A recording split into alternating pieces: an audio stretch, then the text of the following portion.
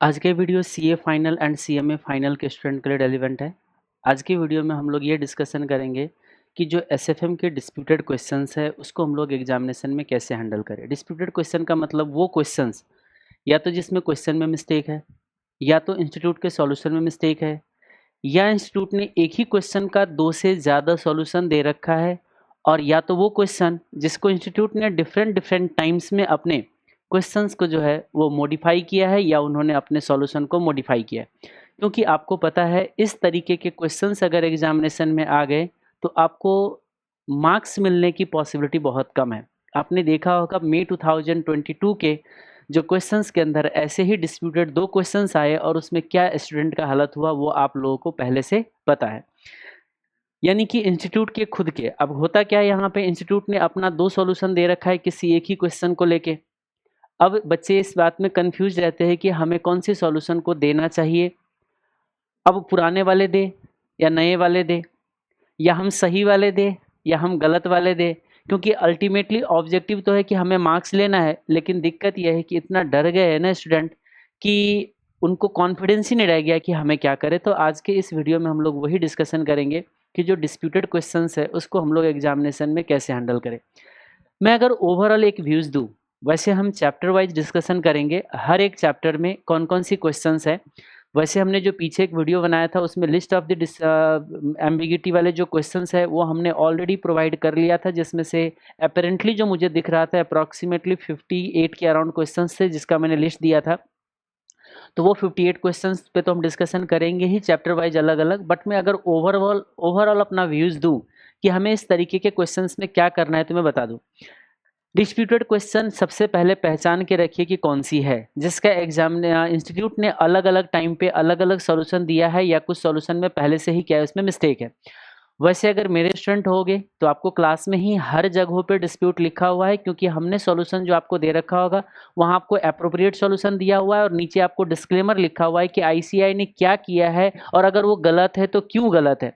अगर कोई मेरे स्टूडेंट नहीं हो तो आपके जितने भी रिवीजन वीडियो डले हुए हैं उस रिवीजन वीडियो के पीडीएफ में अगर आप जाके चेक करोगे अटैचमेंट में, तो वहाँ पे मैंने अपने हैंड रिटन सॉल्यूशन भी दे रखा है। जिस सॉल्यूशन को जाके अगर आप चेक करोगे तो वहाँ से आपको पता चल जाएगा कि कौन कौन सी क्वेश्चन में कहाँ कहाँ पर डिस्प्यूट है। तो उसमें हर जगह पे लिखा हुआ है, क्योंकि हम क्लास में इस चीज़ों को पहले से ही कराते आ रहे हैं। फिर भी अगर मान लीजिए अभी आप अटेम्प्ट दे रहे हो, एग्जामिनेशन में अगर अपीयर हो रहे हो, ये खास करके दोनों इंस्टीट्यूट के साथ यही प्रॉब्लम है, सीए एंड सीएम इंस्टीट्यूट का, तो उन स्टूडेंट को अभी क्या फिलहाल ध्यान रखना चाहिए। सबसे पहले से सजेशन मेरा कि अगर ये डिस्प्यूटेड क्वेश्चन अगर आपको एग्जाम में दिख जाए तो इसको सबसे लास्ट में सॉल्व करो, पहले तो आपको सॉल्व ही नहीं करना है, सबसे पहला सजेशन। दूसरा, आपको पता है इंस्टीट्यूट ने एक से ज़्यादा सॉल्यूशन दे रखा है एक ही क्वेश्चन का, और आपको लगता है लेस देन 5 मिनट्स स्पेंड करके अगर उनको हम 2 अल्टरनेटिव से सॉल्यूशन दे पाए तो आप कोशिश करिए एग्जामिनेशन में 2 सॉल्यूशन दे के आइए। आप बोलोगे सर टाइम टेकिंग हो जाएगा, हमारा क्वेश्चन छूट जाएगा। मान लीजिए आप सारा क्वेश्चन सॉल्व भी कर लोगे और उसमें आपको इंस्टीट्यूट को 0 ही मार्क्स देना है, तो ज़्यादा बेटर है ना कि हम 2 अल्टरनेटिव से कर दे। एडिशनल अगर 5 मिनट्स स्पेंड करके ये श्योर हो जाता है कि आपको मार्क्स मिलता है, तो मेरा ओपिनियन ये है कि ये आपके लिए ज़्यादा बेनिफिशियल है। ठीक है। अब यहाँ पे सवाल पैदा होता है कि सर 2 सॉल्यूशन तो दे रखा है, लेकिन सॉल्यूशन जो है बहुत लेंदी है, 10 मिनट से ज़्यादा 10 मिनट से भी ज़्यादा मुझे स्पेंड करना पड़ेगा उसको सॉल्यूशन देने के लिए। उस केस में मैं आपको सजेस्ट करूंगा कि जो एप्रोप्रिएट सॉल्यूशन है, जो करेक्ट सॉल्यूशन है, जो मैंने आपको क्लास में बोल रखा है वो आप दीजिए, और जो आपका जो दूसरे अल्टरनेटिव वाले सॉल्यूशन है उसको आप नोट में डाल दीजिए। क्योंकि इस बात का कोई गारंटी नहीं है कि आप सजेस्टेड के जो पहले के प्रीवियस जो गलत सॉल्यूशन है अगर उसको दे भी दोगे आप तो मार्क्स मिलेगा, इस बात की कोई गारंटी नहीं है। और वैसे भी मैंने पहले ही बोल रखा है, आप जब भी एग्जाम में अपीयर होते हो तो 10 to 15 मार्क्स का स्टैंडर्ड डिविएशन दिमाग में लेके चलो कि देखो मेरा 80 मार्क्स आना चाहिए था, 70 आ जाएगा। ऐसा तो कभी आज तक नहीं देखा होगा, जितना भी अनफेयर मार्किंग कर ले इंस्टीट्यूट, आज तक आपने किसी भी स्टूडेंट का ऐसा नहीं देखा होगा कि उनको आना चाहिए था 80 मार्क्स और उनको आ गया है 50 मार्क्स या 10 मार्क्स, ऐसा नहीं मिलेगा। जितने भी आपको अनफेयर मार्किंग है, मेरे जो अभी तक नॉलेज में आया है, और मुझे लगता है कि मैंने अप्रॉक्सीमेटली 1000 से ज़्यादा तो सर्टिफाइड कॉपी अभी तक हमने चेक कर चुके हैं, जिसमें से 2020 में ही जब आप लोगों ने सर्टिफाइड कॉपी भेजा था तो 375 अराउंड सर्टिफाइड कॉपी तो हमने उसी टाइम देख लिया था। और हर जगह पे मैंने एक चीज़ देखा, 10 to 15 मार्क्स के लिए अनफेयर है, और वो दोनों साइड होता है, याद रखिएगा। सिर्फ आपके एडवर्स ही नहीं होता है, आपके फेवर में भी होता है। बहुत बार हमने ऐसा भी आपको सर्टिफाइड कॉपी दिखा रखा है कि जहाँ पे स्टूडेंट ने 50% क्वेश्चन सॉल्व किया है, उसके बावजूद भी उसको फुल मार्क्स मिला है।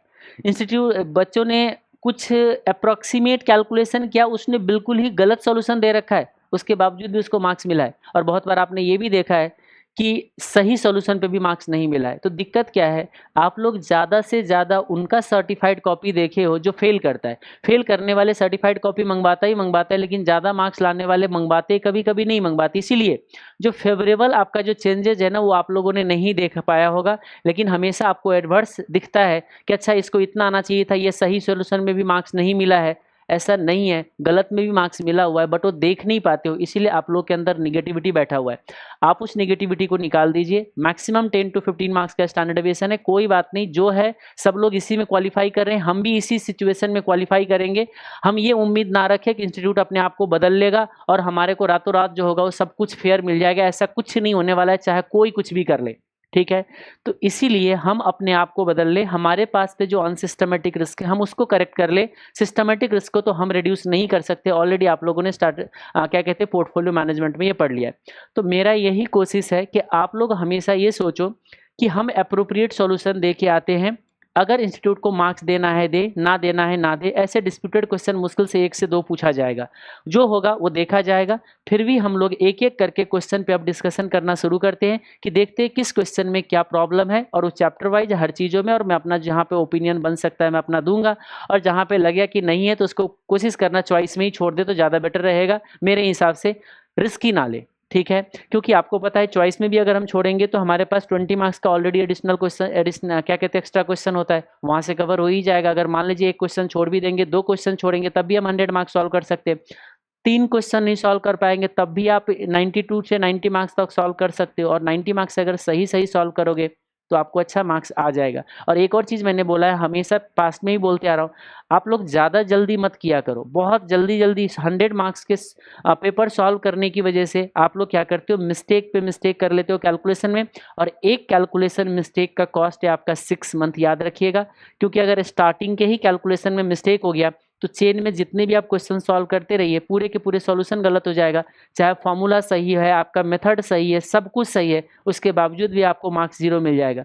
देखो यहाँ पे टीचर टू टीचर क्या होता है, ओपिनियन डिफर करता है। कुछ लोग कहते हैं कुछ भी हो जाए आपको 100 मार्क्स क्वेश्चन सॉल्व करके आना है। मेरे हिसाब से ये थियरी जो होता है, आपको सॉरी ये जो ओपिनियन है वो थियरी पेपर पे अप्लाई करेगा, हमारे एसएफएम में तो अप्लाई नहीं करेगा। क्योंकि आप 80 मार्क्स सॉल्व करके आओ, लेकिन अगर कैलकुलेशन मिस्टेक करके नहीं आओगे तो आपको अच्छा मार्क्स मिल जाएगा। तो ये चीज़ मैंने देखा है। तो आप लोगों को एग्जाम में ये ध्यान रखना है कि हम कैलकुलेशन मिस्टेक ना करें। कैलकुलेटर यूज करते टाइम थोड़ा स्पीड स्लो रखिएगा, वो आपके लिए क्या रहेगा, ज़्यादा बेनिफिशियल रहेगा। तो हम लोग एक एक करके चैप्टर वाइज जो क्वेश्चंस जो हमारे पास है उस पर हम लोग डिस्कशन करते हैं कि किस क्वेश्चन में क्या क्या प्रॉब्लम है, या हमें उस सॉल्यूशन में जो प्रॉब्लम है उसको हम एग्जामिनेशन में कैसे डील करें ताकि कम से कम मार्क्स हम लोग लूज कर पाएँ। तो इसको हम लोग अगर देखें तो ये जो list of disputed wrong questions है, ये हमने ऑलरेडी आप लोगों को जो पीछे का एक वीडियो बनाया हुआ था आईसीआई के जो अनफेयर मार्किंग को रिलेटेड है, उसमें पीडीएफ या अटैच होगा। लेकिन ये मैं अपने पॉइंट ऑफ व्यू से या अपने खुद से मैंने मार्क किया था कि नंबर ऑफ कितने क्वेश्चंस है। तो उस चीज़ों को देखोगे हर चैप्टर में कौन कौन सी क्वेश्चन है, तो ये मैंने अपने लिए वर्किंग किया था कि मैं कल के डेट पे अगर डिस्प्यूटेड क्वेश्चन अगर मैं डील करूं तो उस केस में मुझे याद रहना चाहिए कितना है। तो अप्रॉक्सीमेटली मैंने 58 क्वेश्चंस देखा है अभी तक जिसमें हमें प्रॉब्लम नज़र आ रहा है।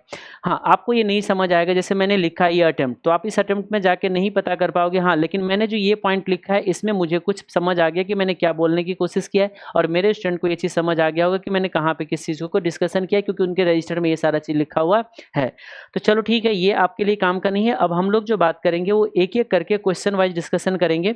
तो हमने क्या किया है मैं बता दूं आपको, मैंने अपने बुक लिया है, तो बुक में जो क्वेश्चन होगा वो मेरे बुक से होगा। लेकिन आप अगर मेरे से नहीं भी पढ़े हो तो वही सेम क्वेश्चन आपको स्टडी मैट में भी मिलेगा। लेकिन मैं जो आपको एक्सप्लेन करूंगा कि ICAI का सॉल्यूशन कहाँ पे मिस्टेक है, तो विथ लॉजिक में एक्सप्लेन करूंगा, तो थोड़ा सा टाइम लग सकता है हर एक क्वेश्चन में, क्योंकि मैं अगर किसी को गलत बोल रहा हूं तो मुझे उस चीज़ों को एक्सप्लेन भी करना पड़ेगा। सिर्फ गलत बोल देने से काम नहीं चलेगा, क्योंकि आपको पता है कि ये वीडियो हो सकता है आने वाले टाइम पे और भी कोई रेफर करके उस चीज़ों को इंस्टीट्यूट तक पहुंचाया जाए, या हो सकता है ऐसा भी हो जाए कि हम टीचर लोग मिलके इसी क्वेश्चंस पे डिस्कशन करें और फिर उसके बाद इस चीज़ों को ICAI तक लेके आए, और होप कि ये फ्यूचर में करेक्ट हो जाए। अगर ये इतने सारे क्वेश्चंस अगर करेक्शन हो जाएंगे तो आप समझ के चलना SFM की मुसीबत ही खत्म हो जाएगा। फिर तो आपको 80+ मार्क्स लाने के लिए, 90+ मार्क्स लाने के लिए कोई भी आपको रोक नहीं सकता, क्योंकि आपको पता है, जो मेरे स्टूडेंट उनको पता है, मेरे क्लास का 25% जो टाइम होता है डिस्प्यूट को एक्सप्लेन करने में चला जाता है। क्योंकि मैं अगर किसी को गलत बोलता हूं तो मुझे उसको बहुत ही इन डेप्थ एनालिसिस करके उसको प्रूफ करना पड़ता है कि वो कैसे गलत है। लेकिन आज के डेट पे इतना एनालिसिस करना लोगों को लगता है कि फालतू का वेस्टेज ऑफ टाइम है। तो ठीक है, सबका अपना अपना ओपिनियन है, हम उसमें कोई कुछ नहीं कर सकते। मैं अपने ओपिनियन के हिसाब से चलता हूँ। मुझे इतना पता है कि 10 क्वेश्चन में बिना लॉजिक का सॉल्व कर लूँ, और 2 क्वेश्चन अगर मैं लॉजिक के साथ सॉल्व करूँ, तो 2 क्वेश्चन सॉल्व किया हुआ स्टूडेंट जो होगा वो एग्जामिनेशन के न्यू क्वेश्चन को फेस कर सकता है, और उनको पता है कि वो कहाँ पे क्या कर सकता है। क्योंकि गलत चीज़ों को याद करना मुश्किल है, आसान चीज़ों को याद रखना जो है वो आसान है। ठीक है, चलिए, सही चीज़ों को याद रखना आसान है, मैं ये कहना चाह रहा हूँ। तो चलिए, फॉरेन एक्सचेंज में अगर हम लोग चले, हाँ, मैं अगेन रिपीट कर रहा हूँ, हम आपके सामने देखो स्टडी मैट भी लेके आए। ये स्टडी मैट जो है, ये जो इंस्टीट्यूट ने अक्टूबर 2021 में जो इशू करा हुआ है, वो स्टडी मैट मैंने आपके सामने रखा हुआ है। तो मैं अभी जो भी कुछ मैं आपको डिस्प्यूट की डिस्कशन करूंगा, तो जो जो क्वेश्चन मुझे स्टडी मैट के अंदर आए मिलेगा, वो मैं स्टडी मैट के ही स्क्रीनशॉट से आपको एक्सप्लेन करूंगा।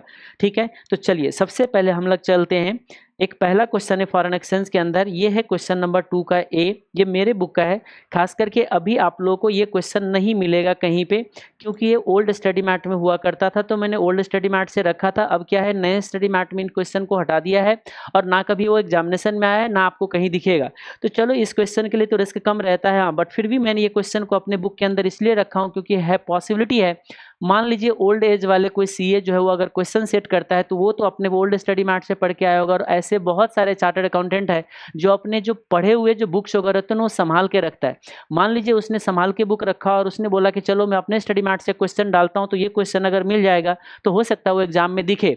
और मैं इस बात का भी आपको श्योरिटी देता हूँ कि ये जो सॉल्यूशन देगा ना, ये सॉल्यूशन आपको वही देगा जो उनके स्टडी मैट में था, जो ओल्ड स्टडी मैट में। तो मैं आपको बता दूं कि देखो, थोड़ा सा टाइम सेव करने के लिए मैंने क्या किया है, अपने बुक के अंदर ही इसके जो जो स्टडी मैट की सॉल्यूशन है वो मैं आपके सामने ला के रख दिया हूँ। तो क्योंकि टाइम सेव करना भी हमारा, ये मेरा ही जिम्मेदारी है। तो टाइम कैसे सेव करेंगे, बार बार अगर पेज में मूव करूंगा तो एक तो कंसंट्रेशन कम बनेगा, और उस केस में क्या होगा, एक तो कंसंट्रेशन कम बनेगा और फिर ऊपर से टाइम भी ज़्यादा लगेगा। इसीलिए मैंने क्या किया है, ये वर्किंग में करके आया हूँ, और ये वर्किंग में टाइम लगता है, और इसी रीजन से ये वीडियो आने में जो लेट होने का रीजन भी है, क्योंकि इसमें इतना ज़्यादा वर्किंग है। क्योंकि मुझे उसको डिस्प्यूटेड क्वेश्चन का मुझे लॉजिक भी अपने सामने रखना है, इंस्टीट्यूट के सॉल्यूशन भी रखने हैं, इंस्टीट्यूट की पास्ट स्टडी जैसे RTPA वो भी रखने हैं, सजेस्टेड भी रखने हैं, सारे चीज़ों को रख के तब मुझे एक्सप्लेन करना है। क्योंकि ये वीडियो एक बेंचमार्क बनेंगे आने वाले टाइम पे सारे लोगों के लिए, ताकि वो ये बोल पाए ICAI को कि हाँ तुम गलत हो और इस पॉइंट पे तुम्हें करेक्शन करने पड़ेंगे। और मेरा ये मानना है कि वीडियो एक बेंचमार्क बनने जा रहा है। ठीक है, चलिए वापस आइए, और खुशी होगी मुझे और भी अगर कोई इसके इसी क्वेश्चंस वगैरह पे अगर आप लोग का ओपिनियन होगा तो जरूर कमेंट कीजिएगा कि मैंने जो कुछ बोला है वो सही बोला या गलत बोला। आइए, एक तो सबसे पहले मैं फॉरेन एक्सचेंज के अंदर बता दूं, एक जनरल बातें बता दूं। रिसेंट पास्ट में ICAI को दिमाग घूम गया है या क्या है, या पागल हो गया है, या मुझे समझ नहीं आ रहा है। भाई, जो तुम सही करते आ रहे थे तुम अब क्यों गलत करने लग गए? अब मैं आपको बता दूं, आपको पता होगा, अगर एक करेंसी एप्रिसिएट करता है दूसरे करेंसी डेप्रिसिएट करता है। जब एक करेंसी एप्रिसिएट करेगा दूसरे करेंसी डेप्रिसिएट करेगा, और ये भी आपको पता है एक करेंसी का एप्रिसिएशन जो है दूसरे करेंसी के डेप्रिसिएशन के परसेंटेज के इक्वल नहीं होता है। आज तक तुमने इतने क्वेश्चन सॉल्व किया, तुम्हें कभी ये सब चीज हमेशा ध्यान रखा। मैं आपको बता दूं, रिसेंट पास यानी कि 2020 से पहले चले जाइए, आप 2020 से पहले चले जाइए, ये एक सिंगल क्वेश्चन था जिसके अंदर इंस्टीट्यूट ने मिस्टेक किया था। याद रखिएगा, ये सिंगल क्वेश्चन था जिसके अंदर इंस्टीट्यूट ने मिस्टेक किया था प्रीमियम डिस्काउंट के एडजस्टमेंट में। बाकी एक भी क्वेश्चन नहीं मिलेगा जिसमें प्रीमियम डिस्काउंट का एडजस्टमेंट मिस्टेक था। लेकिन 2020 के बाद कम से कम 7 से 8 क्वेश्चन ऐसा मिल जाएगा जिसके अंदर प्रीमियम डिस्काउंट के एडजस्टमेंट में मिस्टेक कर रहा है। यानी कि वो कर क्या रहा है, एक करेंसी के प्रीमियम को दूसरे करेंसी के डिस्काउंट के लिए यूज कर रहा है। अब यहाँ दिक्कत क्या आ गई, ध्यान से सुनिए। अब तो हम कंफ्यूज कैसे होने लगे, अब ये तो याद रहेगा नहीं कि अभी 2020 के बाद कौन कौन सी क्वेश्चन एग्जाम में आया है जिसमें इंस्टीट्यूट ने एक करेंसी के प्रीमियम को दूसरे करेंसी का डिस्काउंट अज्यूम करके क्वेश्चन सॉल्व कर दिया। कैसे याद रहेगा। अब इसकी वजह से दिक्कत क्या हो गई, पुराने क्वेश्चन भी अब आपके रिस्की बन गए, क्योंकि अब हमें कोई एग्जाम में यही नहीं याद रहेगा कि हम अगर मान लीजिए कहता है, मान लीजिए दो करेंसी है डॉलर एंड रूपी, एग्जाम क्वेश्चन में बोला गया है कि डॉलर 5% अप्रिशिएट करेगा। अब हमें ये कैसे पता कि इंस्टीट्यूट डॉलर को 5% अप्रिशिएट करके क्वेश्चन सॉल्व करेगा या रूपी को 5% डिप्रिशिएट करके क्वेश्चन को सॉल्व करेगा, जबकि ये गलत है। जब डॉलर 5% अप्रिशिएट करेगा तो रूपी 5% डिप्रिशिएट नहीं करता, और उसको मैंने हर एक 3-3 4-4 एग्जाम्पल से एक्सप्लेन करा, और ये सब बात जो है आप लोगों को सबको पता है ये चीज़। तो अब बताइए इस केस में हम लोग क्या करें। अब जो चीज सही था उसको भी गलत करके गलत कर रहे हैं अब इंस्टीट्यूट। तो अब इस सिचुएशन में मेरा ओपिनियन यह है कि अगर कोई भी क्वेश्चन आता है प्रीमियम डिस्काउंट से रिलेटेड, आप हमेशा 2 सॉल्यूशन दिया करो, क्योंकि मुश्किल से आपको 2 से 3 मिनट एक्स्ट्रा लगाओगे तो आपको दूसरे ओपिनियन से भी क्वेश्चन सॉल्व हो जाएंगे। आप श्योर हो क्या हो कि मार्क्स मिल जाएगा। ये चीज याद रखिए, क्योंकि जब इतने सारे क्वेश्चंस में इंस्टीट्यूट ये मिस्टेक करने लग गया है, तो क्या पता जो नए क्वेश्चन आएगा उसमें भी वो बोलेगा डॉलर प्रीमियम पे जा रहा है और रूपी का डिस्काउंट लेके क्वेश्चन सॉल्व कर देगा। हमें कैसे पता। बोलोगे सर तो फिर इंस्टीट्यूट को बोलो। इंस्टीट्यूट की बाद की बात है, हम अभी पहले खुद समझ ले। जब हम ये डिस्कशन कर रहे हैं तो आईसी सबको पता है कि ये गलत है, वो गलतियों को बाद में सुधारेगा। वो सिस्टमेटिक रिस्क के पीछे मत भागो, पहले हमें क्या करना है पहले इसको आप देख लीजिए। एग्जामिनेशन के अंदर आपको सिंपल से एक काम करना है, आपको जहां पे भी अगर कहता है डॉलर 5% प्रीमियम पे जा रहा है, तो आपको पता है जो उसके प्राइस होगा उसको 5% बढ़ाना है। एक काम करो, उसके प्राइस यानी कि जैसे डॉलर का प्राइस रूपी में है तो रूपी के क्वांटिटी को 5% बढ़ा के एक बार क्वेश्चन सॉल्व कर लो, ठीक है। अगले बार एक और उसी चीजों को फिर से दोबारा सॉल्व करो। आप क्या सॉल्व करो कि अच्छा चलो ठीक है, रूपी अगर 5% डिस्काउंट पे जाता तो डॉलर की क्वांटिटी 5% कम होती, तो डॉलर की क्वांटिटी को 5% कम करके दोबारा एक क्वेश्चन सॉल्व कर दो। बोलोगे सर टाइम टेकिंग, अगेन वही बात मैं कह रहा हूँ, अरे 4 to 5 मिनट्स जाने दीजिए, इतना कुर्बान कर दो आप अपना, ठीक है। जलेगा, कोई इशू नहीं है। 80 मार्क्स क्वेश्चन सॉल्व होता है, 80 मार्क्स सॉल्व करो, अगर गलतियां नहीं होगा और मार्क्स मिल जाएगा तो उसमें भी 75 आएंगे। तो हम दोनों ओपिनियन देके हम आएंगे क्वेश्चन के अंदर। सबसे पहले इस क्वेश्चन में भी यही दिक्कत है। दिक्कत क्या है मैं बता दूं आपको। हाँ एक और भी बात, अब ये प्रीमियम डिस्काउंट को अगर मान लीजिए एडजस्टमेंट करके, ये प्रीमियम डिस्काउंट को अगर एडजस्टमेंट करके हमें लगता है कि ज़्यादा टाइम लगने वाला है, तो फिर एक काम करो, जो चीज़ लिखा गया है वो अप्रोप्रिएट सॉल्यूशन देखिए, और सेकंड अल्टरनेटिव के लिए आप क्या करिए, नोट लिख दीजिए कि हाँ इस केस में हमारा सॉल्यूशन जो है बदल सकता है, और मार्क्स जो सॉरी क्या कहते हैं हमारा आंसर जो है वो चेंज हो सकता है। इतना नोट लिख के आइए, मिलना ना मिलना छोड़ दीजिए, स्टैंडर्ड डेविएशन दिमाग में रखिए। अरे 10 मार्क्स नहीं मिलेगा कोई बात नहीं, चलेगा। तो इस क्वेश्चन के अंदर दिक्कत क्या है, इसमें बोला गया था कि फ्रेंच फ्रैंक जो है ना वो महंगा हो रहा है 5% से। तो जब फ्रेंच फ्रैंक महंगा होता है ना, तो उस केस में जो उसका काउंटर करेंसी है उसकी क्वांटिटी बढ़ता है, क्योंकि जब एप्पल महंगा होता है ना तो एप्पल की प्राइस बढ़ता है। हम कहते हैं एप्पल 10% से महंगा हो गया, और मान लीजिए वो एप्पल पहले 100 रुपये का था, तो देखो ध्यान से, एप्पल जब महंगा होता है तो 100 रुपये को हम 110 रुपये करते, तो रूपी की क्वांटिटी इंक्रीज हुई। एग्जैक्टली वही चीज़ है। तो हमें यहाँ पे क्या करना चाहिए था, ध्यान से देखिए। इस केस में एक्सचेंज रेट जो है ना डॉलर का और फ्रेंच फ्रैंक के साथ है, ठीक है। एक्सचेंज रेट बोला गया है टू दी डॉलर, यानी कि यहाँ पे एक्सचेंज रेट इस तरीके दिया गया है, dollar 1 equal to French franc 5.70। वैसे इसका FRF जो है ISO कोड है, तो फ्रेंच फ्रैंक भी ले सकते हैं, कोई इशू नहीं है। तो इस केस में क्या होना चाहिए था, जब फ्रेंच फ्रैंक 5% से अप्रिशिएट कर रहा है तो इसकी क्वांटिटी को हमें 1.05 से मल्टीप्लाई करना चाहिए था, मतलब इसकी वैल्यू में 1.05 से डिवाइड होना चाहिए था, तब जाके हमारा जो है ना एक्सचेंज रेट बनता। क्या है, फ्रेंच फ्रैंक स्ट्रेंथन हो रहा है ना, तो ये महंगा हो, यानी कि 1.05 से डिवाइड होकर क्वेश्चन सॉल्व होता। लेकिन इंस्टीट्यूट ने क्या किया, बोला कि नहीं नहीं नहीं रुको, हमारा डॉलर ना 5% से सस्ता हो रहा है, यानी कि अपोजिट कंट्री को अपोजिट करेंसी को 5% से डिस्काउंट कर दिया, और उस केस में फ्रेंच फ्रैंक की क्वांटिटी को 5% से कम कर दिया, जबकि वो 5% से कम नहीं होना चाहिए था। ये देखिएगा कहीं पे आपको दिख जाएगा 5% से, ये देखो इसको 5% से कम कर दिया, देखो इसको 5% से कम कर दिया, तो ये गलत था। तो अब रहा सवाल कि हम एग्जाम में क्या करेंगे अगर ये क्वेश्चन एग्जाम में आ जाता है तो। अब हमें नहीं पता कि इंस्टीट्यूट की सजेस्टेड इस गलत वाले सॉल्यूशन से आएगा या सही वाले से आएगा। हम क्या करेंगे, दो सॉल्यूशन देंगे, और मेरे हिसाब से मैक्सिमम आपका जो है इसमें 3 to 4 मिनट का जो है ना वो इन्वेस्टमेंट होंगी, और दोनों अल्टरनेटिव आ जाएगा, दोनों अल्टरनेटिव से क्वेश्चन को सॉल्व करके आएगा, याद रखिएगा। वैसे आप अगर जाओगे मेरे सॉल्यूशन के अंदर तो यहाँ पे जो मैंने सॉल्व किया होगा, यहाँ पे मैंने दोनों मेथड से, देखो एक चीज़ और याद रखिएगा, वैसे इंस्टीट्यूट का मैंने जहाँ जहाँ भी मिस्टेक होगा मैंने ये लिखा तो होगा कि कहाँ पे मिस्टेक हो गई। देखो वही क्वेश्चन है, ये हमने जो सॉल्व किया है, देखो ये सही तरीके से सॉल्व किया है, और नीचे हमने डिस्क्लेमर लिख के दिया है कि ICAI कहाँ पे मिस्टेक है। आपको एग्जाम में डिस्क्लेमर ये सब लिख के नहीं आना है, एक दूसरा सॉल्यूशन भी दे के आना है, जो कि हमने अभी नहीं किया हुआ है। हमने आपको जो क्लास में करा रखा है। अच्छा, ये जो अभी जो PDF देख रहे हैं, ये अगर किसी को चाहिए तो हमने अभी जो फॉरेन एक्सचेंज का जो रिवीजन वीडियो डाला हुआ है उसके डिस्क्रिप्शन में जाइए, आपको सारा का सारा PDF मिल जाएगा, क्वेश्चन का, सॉल्यूशन का और समरी का सब मिलेगा। ठीक है, वापस आइए। तो एक क्वेश्चन तो हमने निपट लिया, और ऐसे क्वेश्चन अभी है और भी बहुत सारे हैं, तो एक एक करके आएंगे क्योंकि हमें सीक्वेंस में चलना पड़ेगा।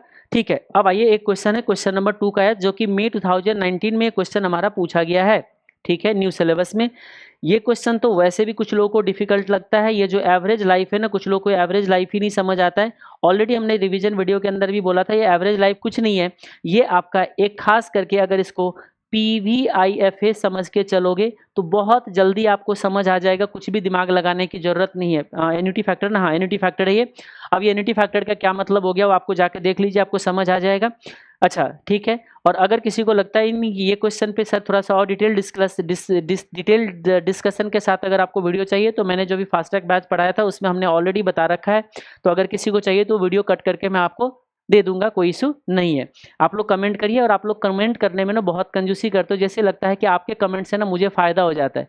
अरे एक चीज याद रखिए, आपके कमेंट से हमें ये पता चलता है कि हम किस तरीके से वीडियो आपके लिए लेके आए या लेके ना लेके आए।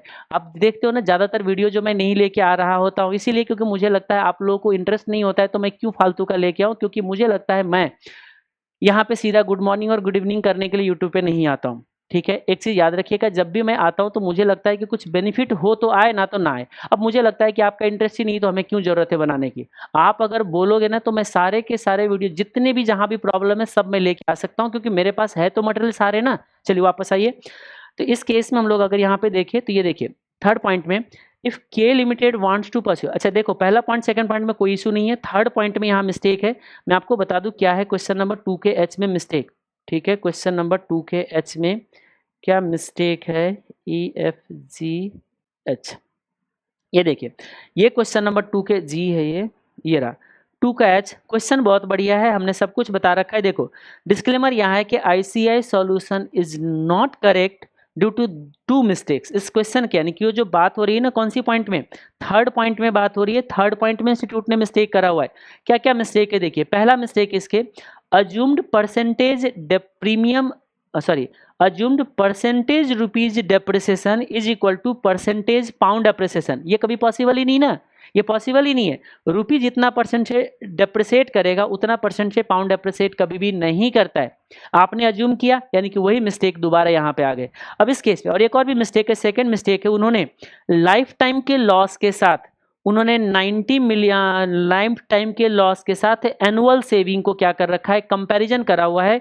यानी कि देखो मान लीजिए इसमें 5 ईयर का लाइफ था, तो 5 ईयर के लाइफ के जितने लॉस होंगे उसमें 1 साल के सेविंग तो कभी कंपैरिजन नहीं कर सकते हो ना। तो इसमें दो मिस्टेक है इस क्वेश्चन के अंदर। तो अब आइए वापस हम एग्जाम में क्या करेंगे, देखिए जैसे मैंने, देखो ये मैंने आपको अप्रोप्रिएट सॉल्यूशन दे रखा है, ये अज्यूम करके पहले क्वेश्चन मैं आपको दिखा दूं ये क्या है, और मैं आपको बता दूं कि मैंने इंस्टीट्यूट का भी सॉल्यूशन आपके सामने रखा है। ये दिख रहा होगा आपको, ये जो है ना, ये आपका इंस्टीट्यूट का सॉल्यूशन है। ये देखिए, ऐसा नहीं है कि मैंने सिर्फ अपना, मैंने तो अपना बताया है, क्योंकि मैं अपना सॉल्यूशन इसलिए लेके आया कि फटाफट आपको दिखा दूं कि हाँ कहाँ पे क्या मिस्टेक है, क्योंकि वो सब चीज़ मैंने लिखा हुआ है तो मुझे याद है। ठीक है, आइए वापस। तो ये सॉल्यूशन भी है यहाँ पे, तो मैं इस पर भी डिस्कशन करूंगा। अरे रुक जा भाई, क्यों नाटक कर रहा है। आइए इसमें क्वेश्चन में क्या बोला गया है, देखिए क्लियरली पढ़िएगा। क्वेश्चन में बोला गया है कि इसमें बोला गया है कि INR एप्रिसिएट डेप्रिसिएट करता है 10% से अगेंस्ट जीबीपी। जब INR एप्रिसिएट डेप्रिसिएट करेगा तो आपको पता है कि जो INR यानी कि जब रूपी एप्रिसिएट होता है तो रूपी का प्राइस बढ़ेगा। यहाँ पे अगर डेप्रिसिएट करेगा रूपी तो रूपी के प्राइस घटाओगे, और रूपी की प्राइस कभी रूपी नहीं होता, ये चीज़ याद रखिएगा। तो वो सब चीज़ कुछ कुछ डिस्कशन जो है ना आपको क्लास से भी आपको लिंक करते रहना पड़ेगा, क्योंकि हम यहाँ पे पढ़ा नहीं रहे, हम आपको सिर्फ डिस्प्यूट को हैंडल करने की तरीका बता रहे। अब यहाँ पे देखिए, यहाँ पे जाओगे तो ये थर्ड पॉइंट पे हमारा मिस्टेक था, तो देखो क्या बोल रहा है, INR डेप्रिसिएट करता है 10% से। तो उस केस में क्या होगा, देखो जब INR डेप्रिसिएट करेगा ना 10% से, तो अगर हमारा जो एक्सचेंज रेट है, ये देखिए यहाँ पे हमने बोला है कि ये एक्सचेंज रेट है हमारा, ठीक है, ये एक्सचेंज रेट है हमारा, और हम क्या बोल रहे हैं, INR 10% से डेप्रिसिएट कर रहा है। तो जब INR 10% से डेप्रिसिएट करेगा ना, तो इसकी प्राइस कम होगा, यानी कि ये वैल्यू 90% हो जाएगा हमारा। डेप्रिसिएट के लिए हमने या अप्रिसिएट का लिया है, हमने पहले लिया है यहाँ पे डेप्रिसिएट वाले, तो डेप्रिसिएट वाले ये वाले सिचुएशन होंगे हमारा। ये रहा, डेप्रिसिएट करेगा रूपी, अगर 10% से डेप्रिसिएट करेगा तो इसकी जो प्राइस है, रूपी की प्राइस होता है पाउंड, इसमें आपका इसका वैल्यू 90% होगा। तो इसका वैल्यू अगर 90% है तो देखो इधर जाएगा तो 90% से डिवाइड हो जाएगा, क्योंकि इसमें मल्टीप्लाई करा हमने 0.90, तो इसका मतलब 90 में 90% से क्या हो जाएगा, आपका डिवाइड हो जाएगा। तो ये सही सॉल्यूशन होना चाहिए, ये मेरा सॉल्यूशन है। तो आप एग्जाम में क्या करो, इस तरीके से आप सॉल्यूशन दीजिए, ठीक है।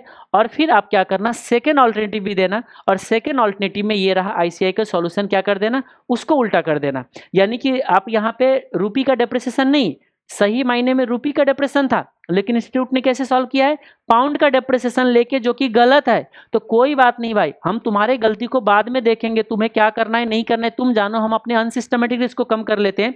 एग्जाम में इसके बेसिस पे भी सॉल्यूशन देंगे, इसके बेसिस पे भी सॉल्यूशन दोगे, बोलोगे टाइम जाएगा, जाने दीजिए, 5 मिनट से ज़्यादा इसमें नहीं लगने वाला है, क्योंकि सिर्फ थर्ड पॉइंट में दिक्कत है, ठीक है। और अब क्योंकि अब होगा क्या, देखो ध्यान से, अब कुछ लोग बोलेंगे हम दोनों सॉल्यूशन नहीं देंगे, तो देखो रिस्क में कैसे आओगे। आपको कैसे पता कि इंस्टीट्यूट सही करके सॉल्यूशन देगा या पुराना गलतियों को रिपीट करेगा। इस बार भी तो इंटरेस्ट रेट कॉलर की जो क्वेश्चन आया था, interest rate risk management chapter के वाले, उसमें भी तो यही हुआ था ना, ICI गलती कर रखा था, उसी गलतियों को सब बच्चे ने सॉल्व करके आया, लेकिन ICI ने बोला कि नहीं, हमने तो सजेस्टेड में सही सॉल्यूशन दिया है, मार्क्स नहीं दिया, क्या कर लोगे कोई कुछ नहीं। ऐसे ऐसे मैंने स्टूडेंट देखा है जिसका 3-3 मार्क्स रह गया है पूरे ग्रुप में 197 आया हुआ है और इसमें 57 आया हुआ है, और उनको इस क्वेश्चन में मार्क्स नहीं दिया है, जो कि 8 मार्क्स का क्वेश्चन था। अगर उसको 3 मार्क्स में मिल जाता ना तो ग्रुप भी निकल जाता और वो SFM में एग्जामिनेशन भी आ जाता। क्या कर लोगे, कुछ नहीं कर सकते हो।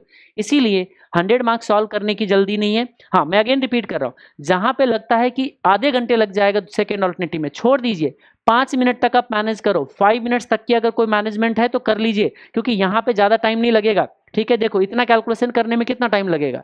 तो ये रहा एक सजेशन। दूसरा, ये जो दूसरा मिस्टेक था आपका, जो एनुअल सेविंग को जो कंपैरिजन किया है उसको क्या करें।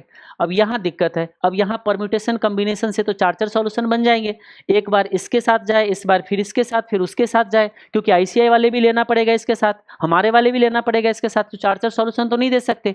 तो उस केस में हम लोग अभी ये अज्यूम करके चलते हैं कि ICI अगर करेक्शन करेगा भी तो उसको अभी टाइम लगेगा, और इतना गहराई में इस बातों पर कोई जा नहीं पाएगा, क्योंकि ये थोड़ा ज़्यादा गहराई की बातें हैं।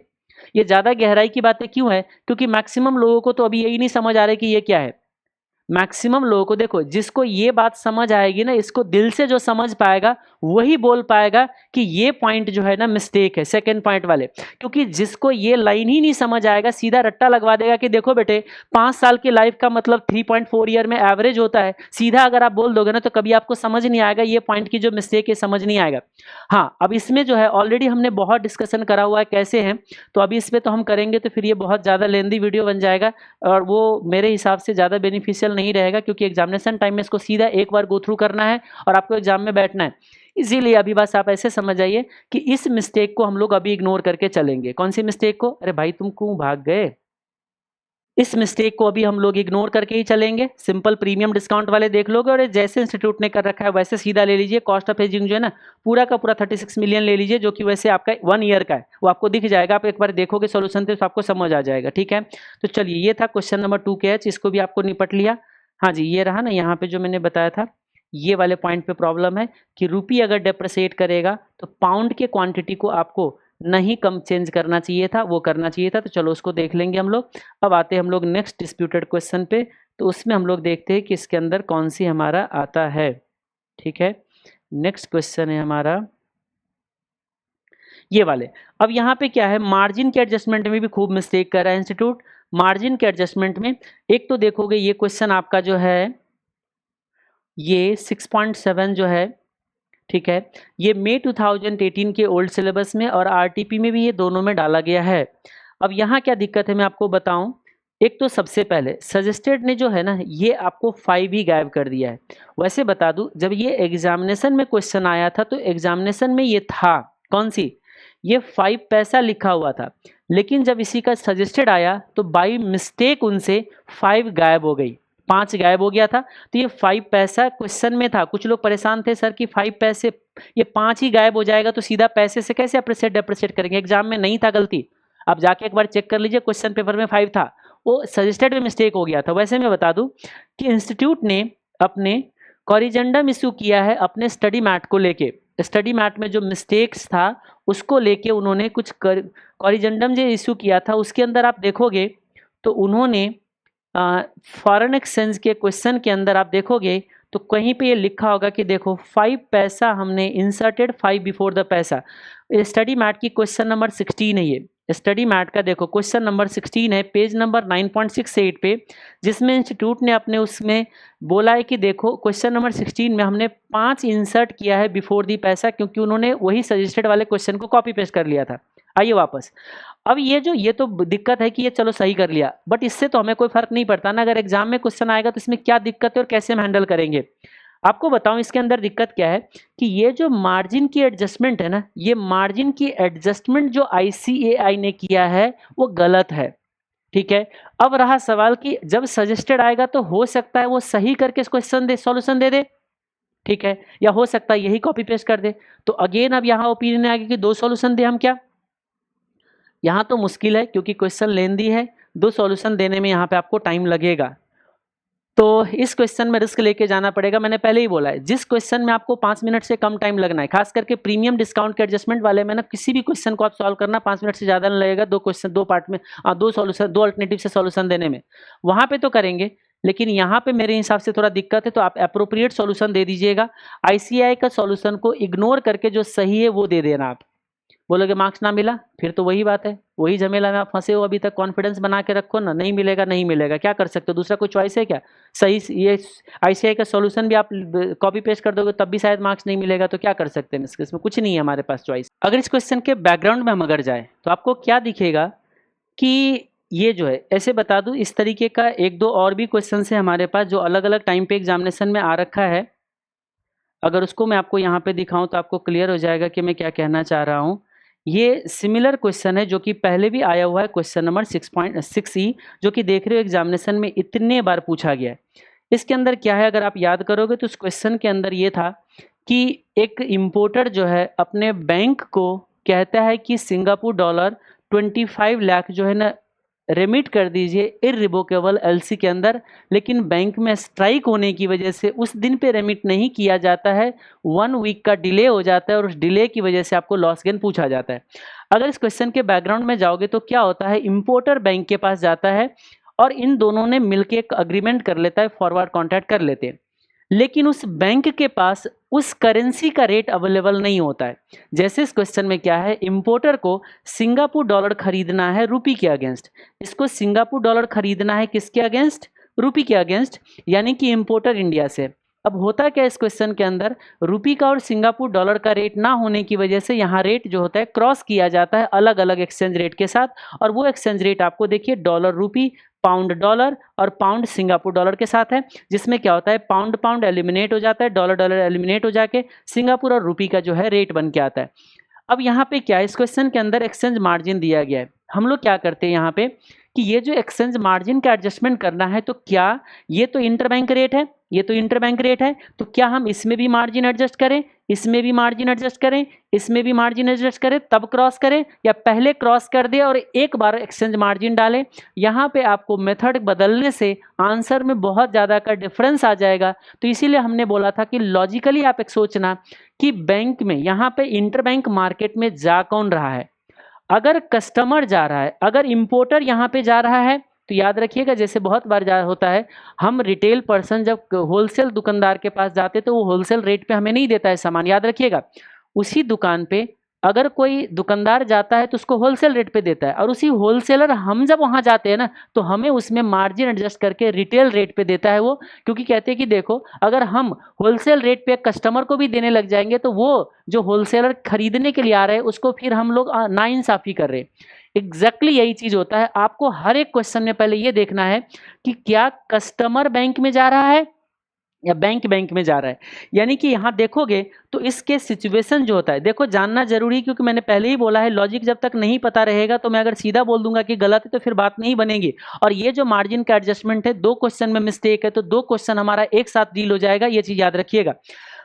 अब कुछ लोग बोलेंगे सर ये लॉजिक अगर हम ऑलरेडी जाने हैं हमें करना क्या है ये बता दो। तो मैंने आपको पहले ही बताया ये वीडियो बेंचमार्क बनने वाला है आने वाले टाइम के लिए, जो कि आईसीएआई तक की इन्फॉर्मेशन जाएगा कि आप किस तरीके से कैसे गलत हो। समझ में आ गई बात। तो मैं आपको कह रहा हूं क्या, देखिए कि आप ये कस्टमर जाता है कहां पे, सबसे पहले याद रखिएगा बैंक में जाता है। अब ये बैंक में ये जो रेट दिया गया है ना, यहां ये डील नहीं करता है क्योंकि ये कस्टमर तो इस बैंक के साथ डील कर लिया। यानी कि ये बैंक जो है ना इस तीनों में जाके और अपना एक रेट लेके आता है। इसीलिए हम लोग क्या करते हैं, इन तीनों को पहले क्रॉस करके एक रेट निकालते हैं, क्योंकि बैंक जब इंटर बैंक में जाएगा तो वहां पे रिटेल रेट अप्लाई नहीं होगा, मर्चेंट रेट अप्लाई नहीं होगा, वहां होलसेल रेट अप्लाई होगा, यानी कि इंटर बैंक रेट अप्लाई होगा। तो पहले हम लोग क्रॉस करके रेट निकाल लेते हैं। और वैसे पहले भी बता रखा था कि क्रॉस रेट वैसे कहीं प्रिवेल नहीं करता है, वो सिर्फ एक मैथमेटिकल कैलकुलेशन है और कुछ नहीं है।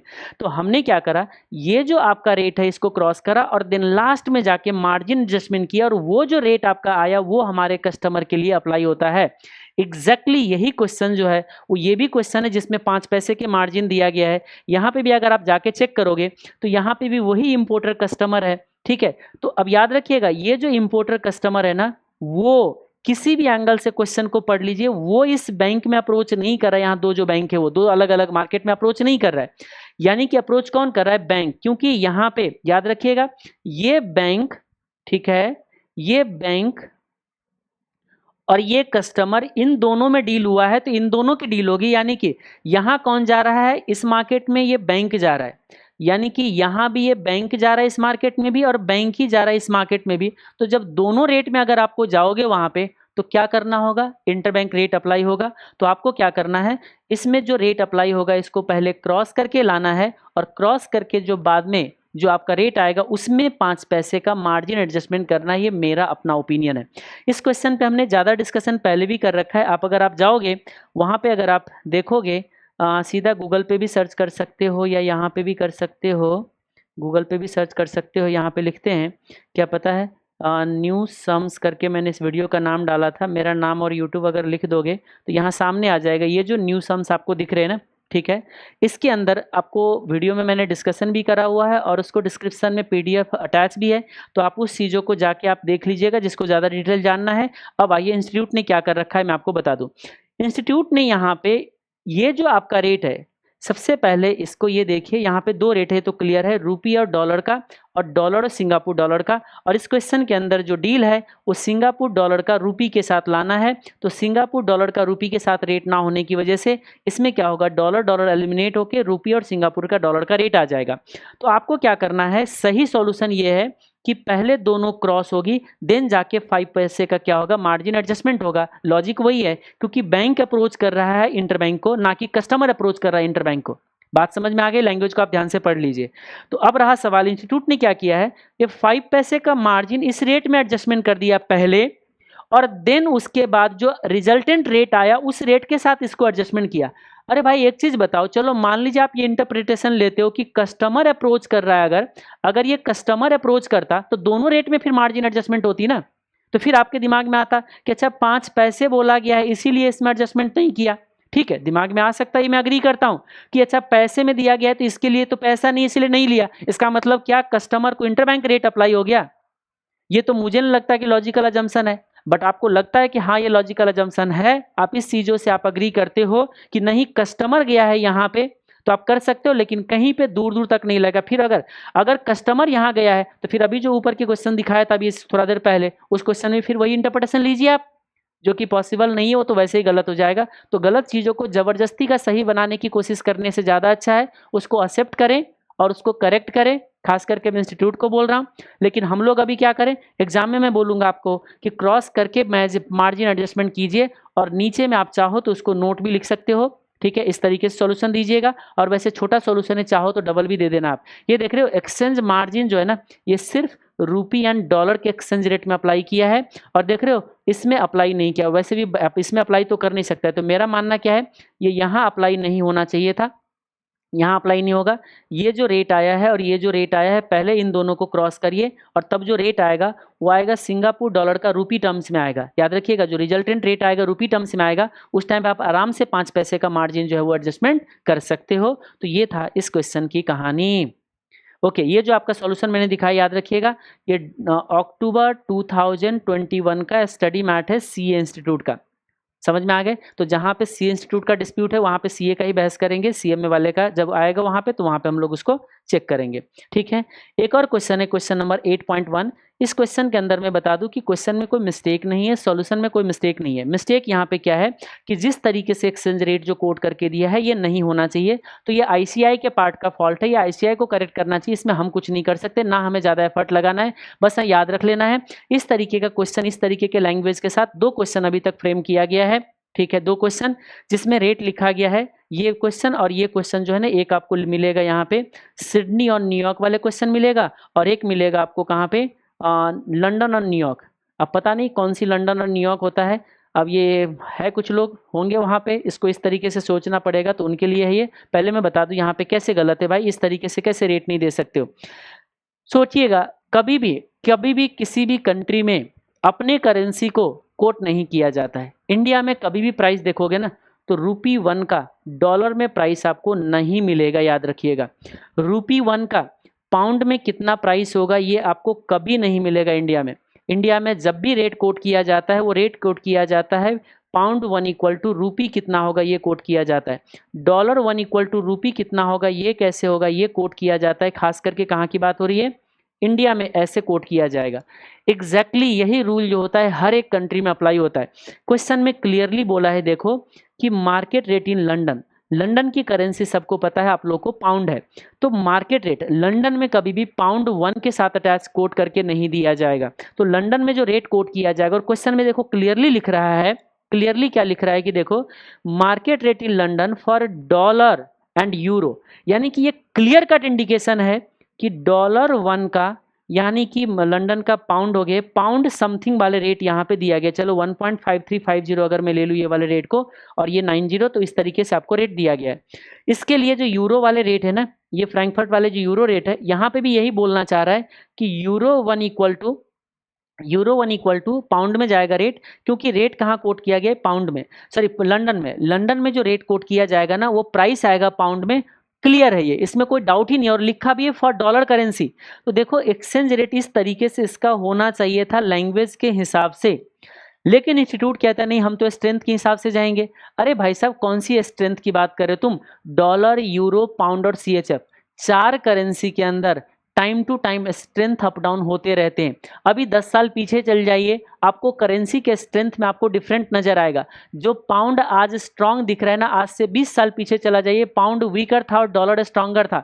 यूरो के सेंस में भी चेक करोगे ना, आज आपको पाउंड स्ट्रांग दिखता है, यूरो वीक दिखता है, लेकिन आज से 15 ईयर पीछे जाइए, उस टाइम पे जाके आपको यूरो जो था वो स्ट्रांग था और पाउंड वीक था। और होता क्या है, पुराना क्वेश्चन भी एग्जाम में दिया जाता है। तो कौन सी स्ट्रेंथ की बात कर रहे हो? एक तो आप एक्सचेंज रेट कभी सही से कोट नहीं करते हो, कभी आप पेयर ऑफ करेंसी में आईएसओ कोड के साथ डालते हो, कभी सिंबल के साथ डालते हो, कभी फर्स्ट करेंसी हमारा बेस करेंसी होता है, फिर कभी सेकंड करेंसी बेस करेंसी होता है। चलो उसको हम बहस ना करें।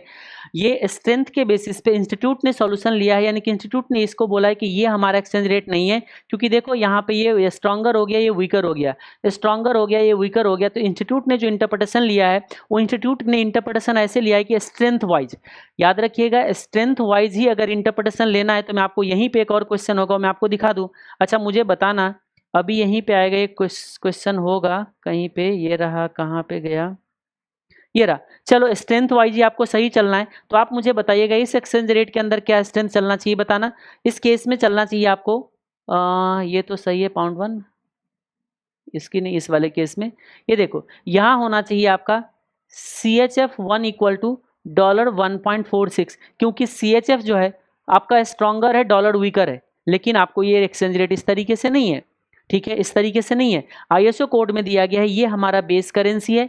अब इस पे हमने ऑलरेडी बहुत बहस किया हुआ है, हम वीडियो को लंबा ना बनाएं, वही चीज़ है। तो इसमें स्ट्रेंथ हर जगह पे आपका नहीं चल रहा है, बताओ ये स्ट्रेंथ वाइज गलत है, फिर भी हम ये एक्सचेंज रेट ले रहे हैं ना, ले रही। तो ऐसे और भी आगे बहुत सारे जगह मिलेगा, आपको मैं दिखा दूंगा।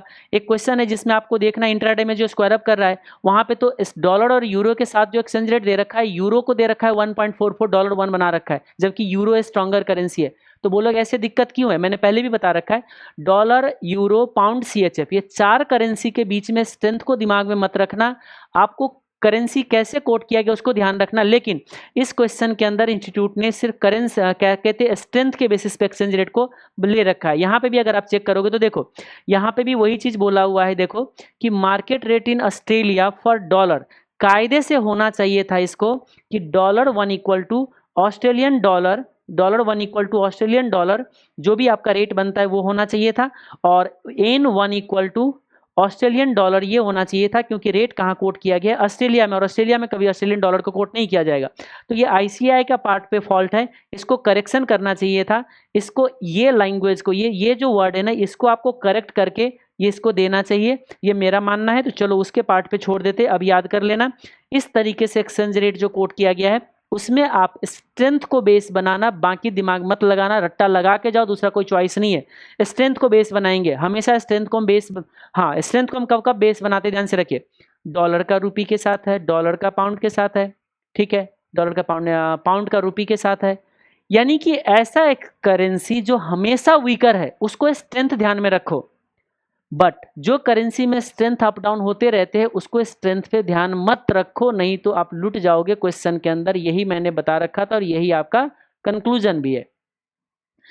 चलिए तो इस क्वेश्चन में हमें कुछ नहीं करना है, वो ICAI के पार्ट पे देखता रहे। एक क्वेश्चन है क्वेश्चन नंबर 9 का ये, जिसके अंदर ICAI का मिस्टेक हुआ करता था, वो कहते हैं हम अपने स्टडी मैट के अंदर कि हमने करेक्शन कर लिया है, वो मैं आपको दिखा देता हूँ अभी। ये देखिए ये क्वेश्चन नंबर आपका 1 दिखता है, ये क्वेश्चन नंबर 1 का सॉल्यूशन है, स्टडी मैट का है ये, ठीक है। और ये जो सॉल्यूशन है ये हमने ये लाया है मई 2012 का, मैं पहले आपको बता दूं ये मई 2012 का सजेस्टेड है, ठीक है।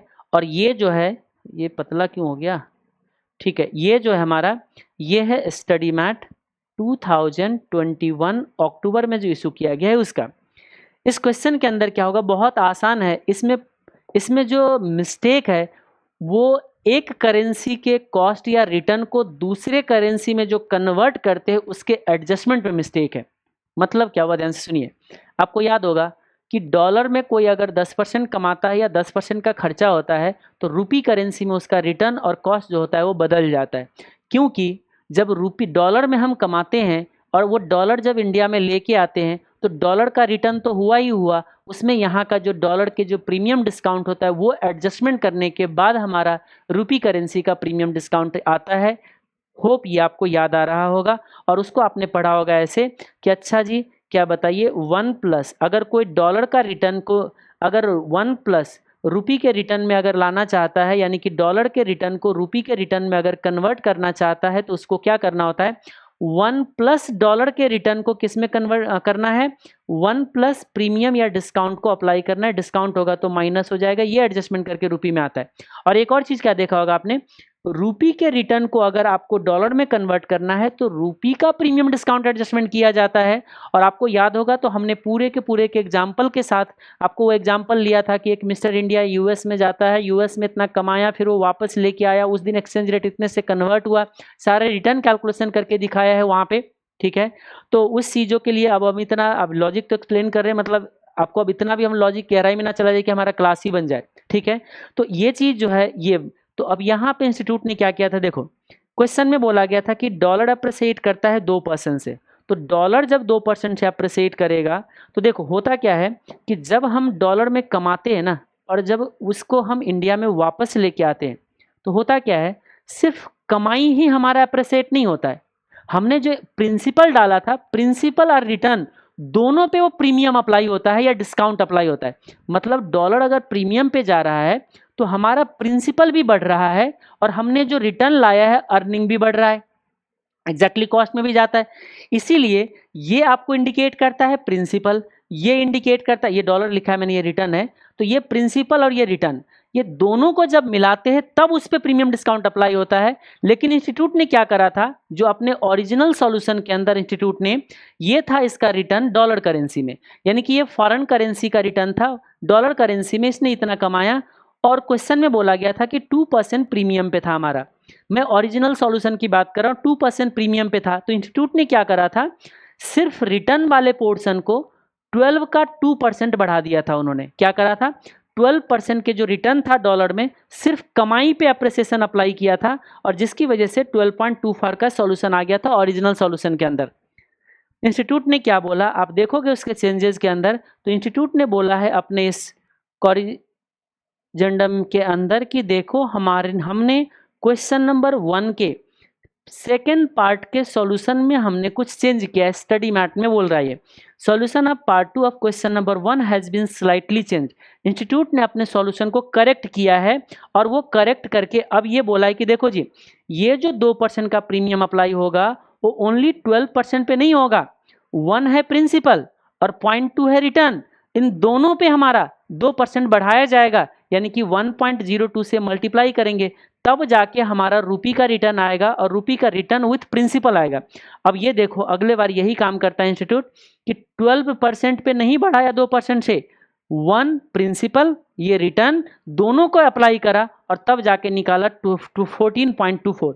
वैसे आप देखोगे तो हमने अपना सॉल्यूशन ऑलरेडी पहले से इतना हमने ऑलरेडी दिया हुआ था। ये क्वेश्चन कितना नंबर था हमारा, ये अगर चेक करेंगे तो ये था क्वेश्चन नंबर हमारा 9 का ए। अगर क्वेश्चन नंबर 9 के ए पे हम लोग पहुंचे, क्वेश्चन नंबर 9 का ए, ये देखिए क्वेश्चन नंबर 9 का ए, अगर यहाँ पे जाके अगर चेक करोगे तो देखिए हम लोगों ने पहले से ही अप्रोप्रिएट सॉल्यूशन दे रखा है। ये छोटी छोटी चीज़ों में क्या करें तो 14.24 आपका यहाँ पे आ जाता है। अब यहाँ सवाल पैदा होता है क्या, देखो इंस्टीट्यूट ने सजेस्टेड में तो सॉरी स्टडी मैट में तो करेक्शन कर लिया, अगर ये एग्जाम में दोबारा ये क्वेश्चन आ जाए और गलती से उन्होंने यही सॉल्यूशन अगर सजेस्टेड में छाप दे तो क्या होगा, ये भी बात है। तो इस केस में अगर आपको ये याद रह पाता है, मैंने पहले ही बोला है याद रह पाता है तो दोनों सॉल्यूशन दे दो, ये भी दे दो, ये भी दे दो, अल्टरनेटिव 1 अल्टरनेटिव 2, और याद नहीं रहता है तो हमेशा अप्रोप्रिएट दीजिए। ये अप्रोप्रिएट है क्योंकि ये हमें पता है ये इस तरीके से प्रीमियम डिस्काउंट को एडजस्टमेंट किया जाता है। ठीक है, तो ये क्वेश्चन पे भी ध्यान रखिएगा कि ये क्वेश्चन भी हमारा डिस्प्यूटेड है। ओके, एक क्वेश्चन नंबर 9 का सी जो कि नवंबर 2019 का है, इसके अंदर भी प्रीमियम एंड डिस्काउंट का ही एडजस्टमेंट में मिस्टेक है, और यहाँ पे तो इसी तरीके का कुछ मिस्टेक है। जैसे इंस्टीट्यूट ने क्या किया इस क्वेश्चन के अंदर, जो ये यहाँ पे अपना जो प्रीमियम डिस्काउंट का एडजस्टमेंट कर रहा है, क्योंकि होता क्या है देखो, लोन लिया है आप जर्मन के बैंक से और लोन ले रहे हो स्विस बैंक से, होता क्या है एक करेंसी में लोन लेके जब दूसरे करेंसी में हम कॉस्ट निकालते हैं तो वहाँ प्रीमियम डिस्काउंट का भी इम्पैक्ट आता है। तो अब इस केस में क्या है कि हमने प्रीमियम डिस्काउंट को क्या कर दिया है पता है आपको, जैसे क्या होता है कि मान लीजिए हमारा यूएस में, जैसे अभी मैं बोलूं कि अच्छा जी यूएस में हमारा 12% का रिटर्न था और हमने 2% का प्रीमियम हुआ, तो सीधा इंस्टीट्यूट कहते हैं हमारा 14% का रिटर्न हो जाएगा इंडिया में। ऐसे नहीं होता है भाई, वो कैलकुलेशन करने पड़ेंगे, कन्वर्ट करना पड़ेगा 1+ प्रीमियम डिस्काउंट से करके। तो यही दिक्कत इस क्वेश्चन के अंदर, इंस्टीट्यूट ने क्या किया है प्रीमियम डिस्काउंट को सीधा ऐड कर दिया है। हद हो गई भाई। ये देखो इसका जो प्रीमियम डिस्काउंट है क्या कर रहा है, देखिए क्वेश्चन के अंदर loan from US parents bank लेता है और नेट कॉस्ट निकालता है। ये जो कॉस्ट आते हैं ना इसका, इस क्वेश्चन के अंदर जो कॉस्ट आते हैं ना यूरो में कॉस्ट निकाला जाता है। क्वेश्चन अगर याद करोगे तो यूरो में निकाला जाता है कॉस्ट, मुझे याद आ रहा है थोड़ा थोड़ा धुंधला धुंधला, हाँ यूरो में ही ये कॉस्ट निकाला जाएगा। जस्ट अ मिनट, हाँ ये अगर यहाँ देखोगे तो ये देखिए यूरो में हमें कॉस्ट निकालना है और डॉलर का कॉस्ट हमें पता है और डॉलर का प्रीमियम हमें पता है। ठीक है, तो आप मुझे बताइए जब हमें यूरो में कॉस्ट निकालना है तो हमें 1+ डॉलर के कॉस्ट में प्रीमियम अप्लाई करना पड़ेगा, जैसे अभी आपने पिछले क्वेश्चन में देखा। इंस्टीट्यूट ने क्या करा, इस तरीके से नहीं किया, सीधा ये 9.96% जाके ना डॉलर के कॉस्ट में सीधा ऐड कर दिया। यानी कि इंस्टीट्यूट ने क्या बोला कि देखो हमारा ये जो कॉस्ट आते हैं इसमें सीधा इतना ऐड कर दो तो ये यूरो का कॉस्ट आ जाएगा, यानी कि डॉलर के कॉस्ट में प्रीमियम डायरेक्टली प्लस कर दिया है। भाई तुमने फिर से गलत कर लिया, वहां अलग तरीके का गलतियां था, यहां अलग तरीके की गलतियां, लेकिन वो गलतियों को तो आपने स्टडी मैट के अंदर करेक्शन कर लिया, इस गलतियों को तो आपने स्टडी मैट में करेक्शन कर लिया, लेकिन इस गलतियों को तो आपने अब करेक्शन नहीं किया क्योंकि अभी रिसेंट पास्ट का है। अब इसमें तो टाइम लगेगा, 8-10 साल लगता है इंस्टीट्यूट को समझने में, है ना। इतने डिफिकल्ट है कि 8-10 साल लग जाता है, फिर उसके बाद सर चेंज करते हैं। अब रहा सवाल कि एग्जाम में अगर ये क्वेश्चन रिपीट होगा तो हम क्या करें। अब हमें यही नहीं पता कि वो सॉल्यूशन करेक्टेड सॉल्यूशन सजेस्टेड में ही आ जाएगा, या हो सकता है ये गलत ही हमारा कंटिन्यू होगा सजेस्टेड के अंदर। तो अब इस केस में हमने आपको देखिए, हमने बोला है कि देखो 0.96% का जो ये एडजस्टमेंट है ना, देखो एक तो विथहोल्डिंग टैक्स की एडजस्टमेंट है, वो तो आपको ऑलरेडी पता है। तो हमने क्या करा है, देखो ऐसे विथहोल्डिंग टैक्स के एडजस्टमेंट में तो कोई दिक्कत नहीं, वो तो सेम ही रहेगा। हमने सिर्फ क्या बोला है कि देखो यूरो का कॉस्ट निकालना है तो पहले आपको डॉलर के कॉस्ट में ये प्रीमियम एडजस्टमेंट करके फिर निकालना है, ये 5% आएगा। 5% ये और विथहोल्डिंग टैक्स जो है वो अलग से कॉस्ट ऐड कर दीजिए, तो आपका जो कॉस्ट आना चाहिए मेरे हिसाब से, देखो यहाँ पे मैंने लिखा है ये मेरा सॉल्यूशन है, मेरे सॉल्यूशन के हिसाब से आएगा 5.348% का कॉस्ट आएगा, जबकि आईसीआई के हिसाब से 5.31% का कॉस्ट है। तो इसमें जो है वो थोड़ा सा डिफरेंसेज है। अब रहा सवाल कि हम क्या करें। देखो आईसीआई वाले तो बहुत आसान है, ये तो कितना आसान हो जाएगा, सीधा ऐड करना कितना आसान होता है। देखो विथहोल्डिंग टैक्स वाले कैलकुलेशन तो हर जगह सेम ही रहेगा, सिर्फ ये सीधा ऐड करके यहाँ पहुंचा दिए। या मैंने क्या किया, पहले कॉस्ट निकाल लिया और देन कॉस्ट जब अलग से निकल गया तो इसमें प्रिंसिपल और वो दोनों चीज है, ठीक है। तो आपको अलग से विथहोल्डिंग कॉस्ट इतना ऐड करना पड़ेगा, तो जाके ये बनेगा। मेरे हिसाब से दोनों सॉल्यूशन दे देना चाहिए।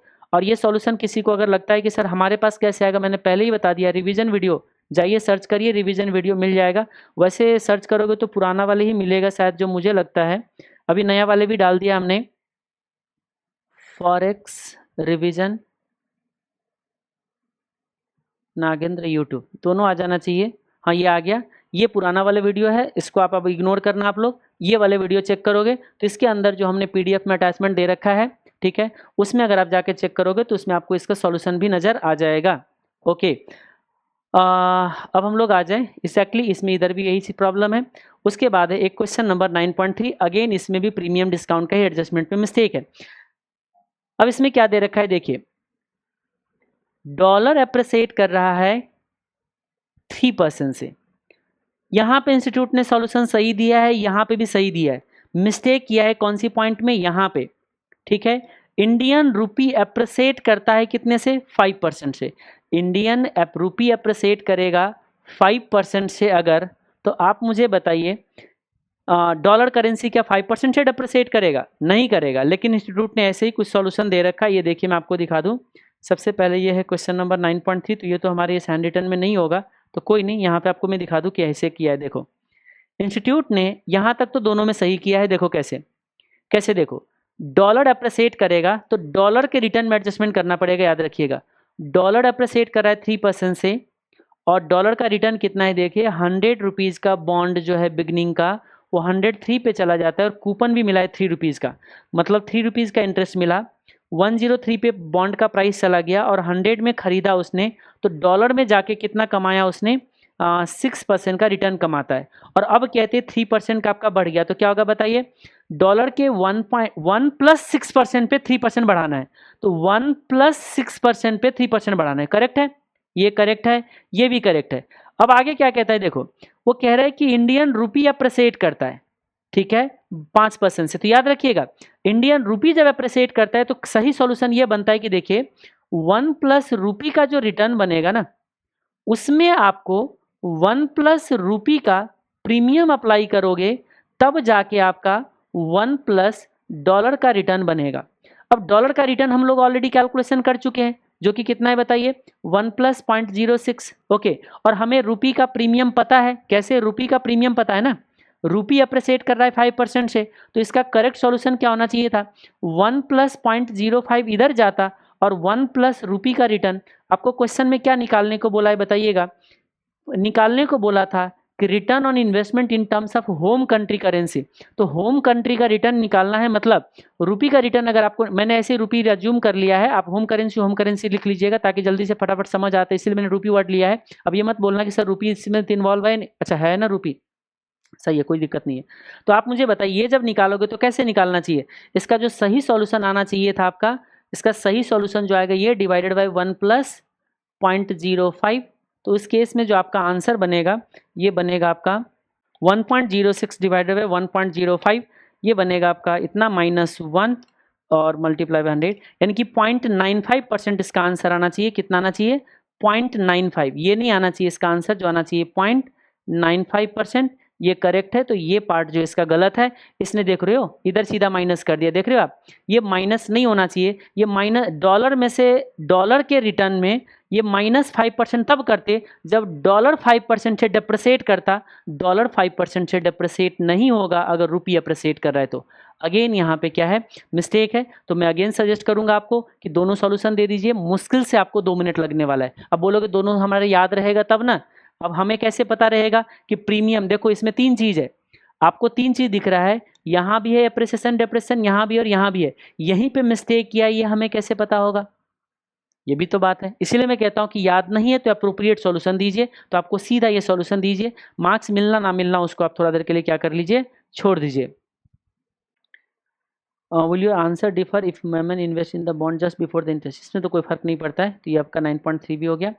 ओके, अब आगे का जो हमारा क्वेश्चन है उस पर हम लोग आ जाए। अगर आगे का क्वेश्चन हमारा कौन सी बनता है अब इसके बाद बनता है ये वाले।